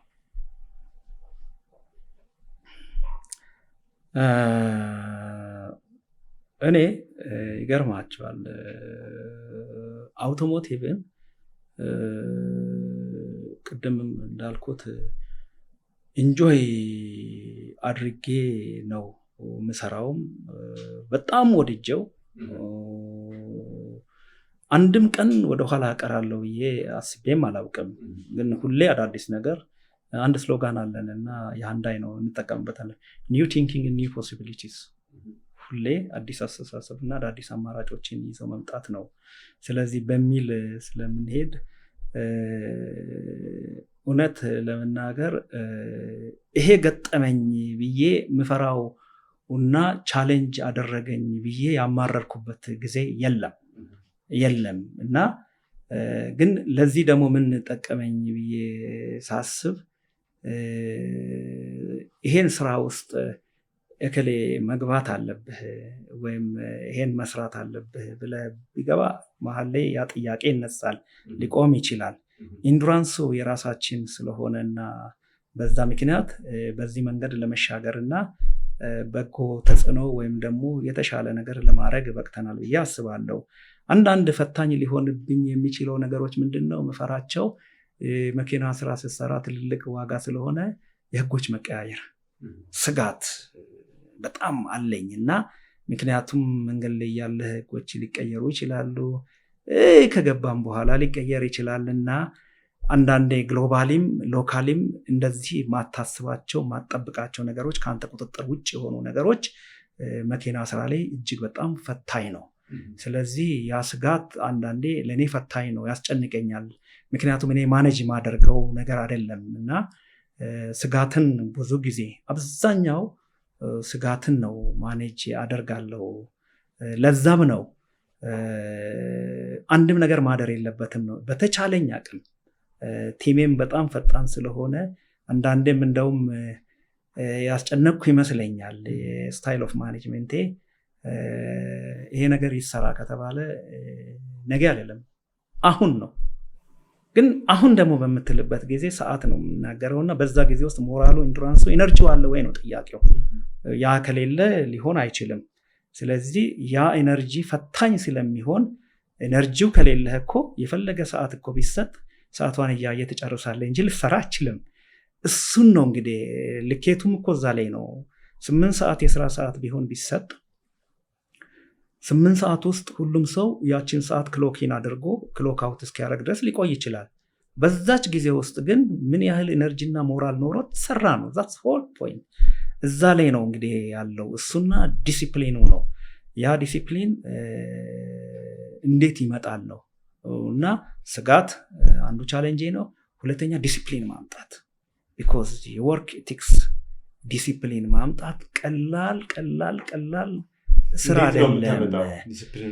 ዲሲፕሊኑ እንግዲህ አንደኛው ስታንዳርድ ማምጣትና ማስተማርና ፔሽንስ ይፈልጋል። አንዳንዴ ደነግጣለሁ። እኔ ያለፍኩበት መንገድ እኔ አታስበውም። ያንተን መሄድ ያንተን ኢንዱራንስ ታስባለህ እንጂ ሁሉም በዛ ፔስ ይሄዳል ነው። አንዳንዴ እዛ ላይ ደነግጣለሁ፣ ወደኋላ መልስና እላለሁ።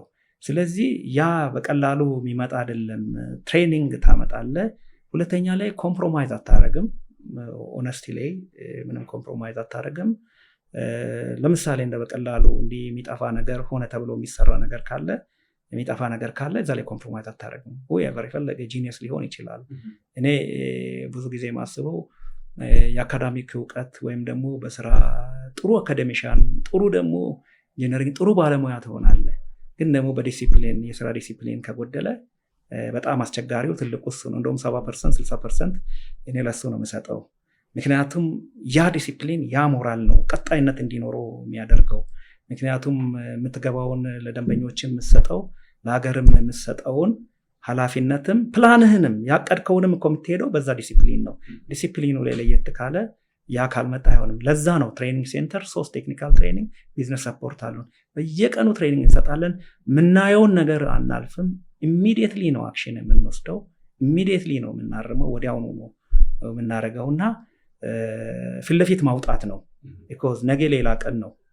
ቢኮዝ ዛሬ ተዘጋጅተ ነው አይደለ ነገ አንተ የምታደርገው። ዛሬ የተዘጋጁ ናቸው ለነገ የነገው ባለቤት የሚሆኑት።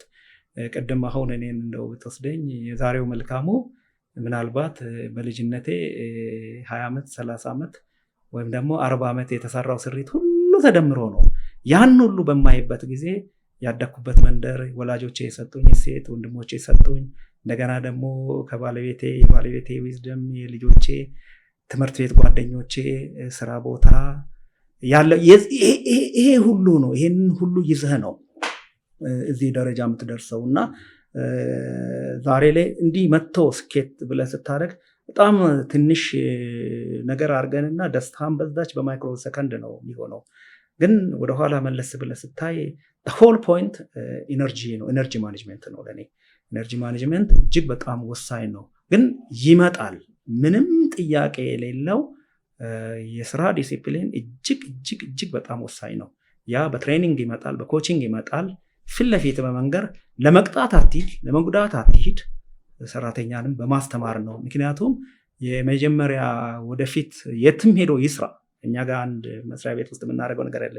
የትም ሄዳችሁ ስሩ። ከዚህ ስትወጡ ግን ከማራቶን ኢንጂነሪንግ ከማራቶን ሞተር ኢንጂነሪንግ የሄደ ሰው እንድትባሉ ማንኛውንም ትሬኒንግ ውሰዱ። ይሄንን ኮምፕሮማይዝ አናደርግም ነው የምንለው። ስለዚህ ያ በጣም ወሳኝ ነው። ከሚመጣው ፕሮዳክቲቪቲ ውጭ ሴት ላይ መስራት ወሳኝ ይመጣል። ደግሞ አይተነዋል። ለውጡም ይሄ ነው። ምክንያቱም ይሄን ሁሉ ለውጥ እኮ ብቻህን አታመጣም፣ በቲም ነው የምታመጣው። የሁሉም እጅ የሁሉም ጣት አለበትና ከውጭ ካሉ ስትራቴጂክ ፓርትነር ውጭ ውስጥ ያለ ቲም ውስጥ ያለ ቤተሰብ ሰራተኛ ብዙ ጊዜ አይደለምና ያ ሁሉ ተደምሮ ያመጣው ውጤት ነው። አንድ ነው የሚነበበው። ሁሉም የራሱ ነው ባለቤት ማድረግ ነው፣ የራሱ እንዲሆን ማድረግ ነው። ደግሞ ገንዘብ ይለወጣል። እኔም አይቼዋለሁና በሰዓታት እኮ ገንዘብ ይለወጣል። ሁሌ ይላል ኃይሌ በማይክሮ ሰከንድ $1 ሚሊዮን ያጣሁበት ጊዜ አለ፣ ያገኘሁበትም ጊዜ አለና እውነትም ነው ይመጣል ገንዘብ። ማይመጣው ግን ይሄ ነው። ለምንድን ነው? በፍጹም በምንም አይነት እንደ ሎተሪም ሊደርስ ይችላል። ተበድረህም ታገኛለህ፣ በውርስም ታገኛለህ እኮ። ይሄንን ግን በምንም አታገኘውም። ስለዚህ ለዛ ግን የራስን ፍላጎት ራስን ማኔጅ ማድረግ ያስፈልጋል። አንተ የምትፈልጋቸው ቤዚክ ኒዶች ካሉ ያንን መተው። እኔ ጓደኞቼን ሚስ ያደረኩበት ጊዜ አለ ከትምህርት ቤት ወጥቼ፣ ወይም ደግሞ ጓደኞቼ የሆነ አብረን መሄድ ያለ አጥቼ የሆነ ነገር አታል የሆነ ነገር ለማግኘት ግን ፕራዮሪቲ ቤት ዛስ ሞስት ኢምፖርታንት ዲሲፕሊኑ የት ነው። ስለዚህ ሁሉንም ነገር ላገኝ ካልክ ምንም ነገር የለም ማለት ነው። ስለዚህ ፎከስ አድርገህ ማድረግ ያለብህ የዛ ባለቤት። ለዚህ ሁሉ ምንድነው ትልቁ ራስን ማሸነፍ፣ ከራስ የተወሰነ ጊዜ መስጠት ያስፈልጋል። ያለዛ መሻገር አትችልም። በሰዎች ላይ በጎ ነገር መፍጠርና ለሰን ሰጥተህ ለመሄድ ከፈለግ አንተ የምትተው ነገር አለ። ይህንን ማወቅና መወሰን ያስፈልጋል። ስለዚህ ያ ኤነርጂ ያስፈልጋል። ወደፊቱ ምን ታስባላችሁ እናንተ? ወደፊት አውቶሞቲቭ ነው አሁን የምለው እንግዲህ ትልቅ ጠንካራ የሆነ የአውቶሞቲቭ ካምፓኒ ይዘን ነው የምንጓዘው። ሲኬዲ አምርተን ግዙፍ የሆነ የራሳችንን ብራንድ አምርተን ትልቅ አለ የሚባል ወደ ሌላም ሀገር ኤክስፖርት የሚያደርግ የመኪና ፋብሪካ ወደዛ መስመር ውስጥ በራሳችን የግድ ነው በቃ። ምክንያቱም ምንድነው የሚሆነው ካልሆነ በጄቪ አየህ ሊሚት ሪስትሪክት የሚያደርግ ነገር አለ። ብራንዱ ሌላ ብራንድ ነው፣ ጄቪም አይደለንም፣ ስቲል የምንሰራው ውክልና ነው። ስለዚህ የራሳችንን ብራንድ ይዘን መምጣት አለብን። አሁን ያግዛል ብዬ አስባለሁ እዚህ ኤሌክትሪክ መኪና ኢቪ ሲመጣ። ቢኮዝ ብዙ የሚይዙ ነገሮች አሉ። ኤሌክትሪክ መኪና ላይ ባትሪን እዚህ ታመርታለህ፣ ከዛ በኋላ ወደ ዲዛይን የምትገባው ወደ ወዲህ ነው የምትገባው። ይህንን ይዘን ከፍተኛ ይዘን ግዙፉ የኢትዮጵያ ውስጥ ያለ የአውቶሞቲቭ ካምፓኒ ሆኖ ከፍተኛ ስራ እድል የሚፈጥርና ለውጥ የሚያመጣ ያስጠራ ካምፓኒ እንዲሆን ነው እናስበው። ይሄው ነው። በጣም ደስ ይላል። የመጨረሻው ጥያቄ ደግሞ ሁሉንም የምንጠይቀው ነው። አምሹር መሪን ስለምትሰማ ታውቀዋለህና ምንድነው አንድ ዊዝደም የተማርከው ከህይወትም በስራም ዓለም ሼር ማድረግ አለብን?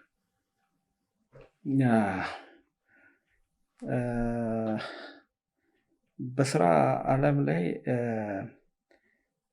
ባለፍኩት ቦታ ሁሉ ወይም ደግሞ በሄድኩበት መንገድ ሁሉ የተማርኩት ወይም ሼር አደርጋለሁ ብዬ የማስበው አይ ቲንክ የምትሰራውን ስራ ወይም ደግሞ የምታደርገውን ነገሮች ሁሉ ያንተ ብቻ እንዳልሆነ ማወቅ አለብህ። የሀገር ሀብት ወይም ደግሞ የህብረተሰብ መሆኑን ወይም ደግሞ አብረው ለሚሰሩ ሰዎች ያንን ሼር ማድረግ ማካፈል አንዱ ወሳኝነት አለው። ሌላው ለምትሰራው ስራ ትኩረት ሰጥተህ መስራት አለብህ። ስራን ደግሞ ስትሰራ ከችግር ተነስተህ ወይም ደግሞ ያንን ለህብረተሰቡ ጥቅም ይሰጣሉ ብለህ የምታስባቸውን ምርቶች፣ አገልግሎቶች እስከሰጠ ሰውን ማዕከል ያደረገ ስራ እስከሰጠ ይህንን ነው። ስራዎችን ለነገ ብለህ የዛሬን ስራ ለማስቀመጥና ነገን የራሴ ማድረግ ከፈለግኩ ዛሬን በሚገባ የአሁኗን ስራ አሁኑ ማሸነፍና አሁኑ መጨረስ ነው። በህይወቴ መሀል ላይ ያለ ነገር አልወድም እኔ መንጠልጠል። ወይ ማሸነፍ ነው ወይ ደግሞ መውጣት ነው ከዛ። ስለዚህ ይሄ እጅግ በጣም ወሳኝ ናቸው ብዬ ነው ማስበው እና ትኩረት በጣም ወሳኝነት አለው። ስራን ሲጀምር በራስህ ጀምረህ ያለ ቅስቀሳ ያለ ጀምረህ የትም አትደርስም። ያ ሲቆም ትቆማለህ ብዬ ነው ማስበው እና ሰክሰስ ሼር ማድረግ ሴሌብሬት ማድረግ በጣም ወሳኝነት አለው። ቅን ልቦና በጣም ወሳኝነት አለው። ሰው ተኮር ሆነ በቃ ቅን ልቦና እጅግ በጣም ወሳኝነት አለው እና ለዛ ይህንን በጣም ይረዳል ብዬ ነው ማስበው። ዲሲፕሊኑ እንዳለ ዲሲፕሊን ምንም ኮምፕሮማይዝ አይደረግበትም እና እዛ ላይ እጅግ በጣም ወሳኝነት አለው። ትልቁ ፐርሰንቴጅ የምሰጠው እሱ ነው እና በዛ የታገዘ መቼም ቢሆን አሸናፊ ነው። በጣም ብዙ ነገር ይሰራል፣ ብዙ ያደርጋል። በጣም ጥሩ። በጣም ነው የምናመሰግነው። እኔም እንደዚሁ እጅግ በጣም የኢትዮጵያ ብራንድ የመኪና ትልቅ እንድትሆኑ ተስፋ እናደርጋለን፣ እንመኛለን። ኔክስት ታይም ደግሞ የራሳችሁን ብራንድ ይዛችሁ እንድትመጡ ትልቅ እንትን አለኝ፣ ተስፋ አለኝ። እግዚአብሔር እንግዲህ ይረዳናል፣ ከእግዚአብሔር ጋራ ይሳካል። ባለንበት እንግዲህ ሌጋሲ ጥለን ወይም ደግሞ ኢትዮጵያን የሚጠቅም ህብረተሰቡን የሚጠቅም ነገር አሁንም ባለፍንበት መንገድ ይሄንን እናደርጋለን እናበረከታለን ብዬ አስባለሁ። ማሪ እኔ በጣም ማደንቀው ነው። በጣም ነው የምከታተለው። ብዙ እማራለሁ። ዛሬም የመጣሁት እንግዲህ ብዙ ልማር ነው እንጂ ይህንን ላካፍል አይደለም የመጣሁት። ብዙ የምማርበት ነው። ቀላል አይደለም እና ብዙ ሰዎች ብዙ ይማራሉ። እሱም ብቻ የሰማ ብዙ ነገር ይፈጥራል እና እንደዛ ይሄ ትልቅ ኤነርጂ ነው፣ ትልቅ ሞራል ነው። እርግጠኛ ነኝ የምታተርፉት ነገር ቢኖር ይህንን አደርጋችሁ ይህን እንደዚህ አይነት ኢንተርቪው እንደዚህ አካፍላችሁ ትርፋችሁም እሱ ነው የሚሆነው፣ ዊዝደማችሁም እሱ ነው የሚሆነው እና ብዙ ኢንቨስትመንት እንዳለ አውቃለሁ። ብዙ ወጪ እንደምታወጡ አውቃለሁ። እርግጠኛ ሆኜ የምናገረው የምታወጡትን ወጪ 10% 15% እንደማይሸፍን ዝም ብዬ ስገምተው እንደማይሸፍን አውቃለሁ እና ደግሞ ለእይታ ለሾው ብቻ ሳይሆን ከልብ ያለ ስለሆነ እጅግ በጣም ነው ማደንቀው እና እኛም በቻልነው እንደዚሁ እናበረክታለን እናበረታታለን። እኔም ተመሬያለሁ። ቀላል አይደለም። ምክንያቱም እንዲህ ሲጠየቅ የረሳኋቸውን ነገሮች ሁሉ ነው እያስታወስኩና የመጣው ጋይድላይን ነው የሆናችሁኝ እና በጣም ነው የማመሰግነው። በጣም እናመሰግናለን። እንዲሳካልህ እንመኛለን። እንግዲህ በሌላ ጊዜ እንገናኛለን። መሪዎች፣ የዚህ ሳምንት ፕሮግራማችን ይህንን ይመስል ነበረ። መልካም ሳምንት።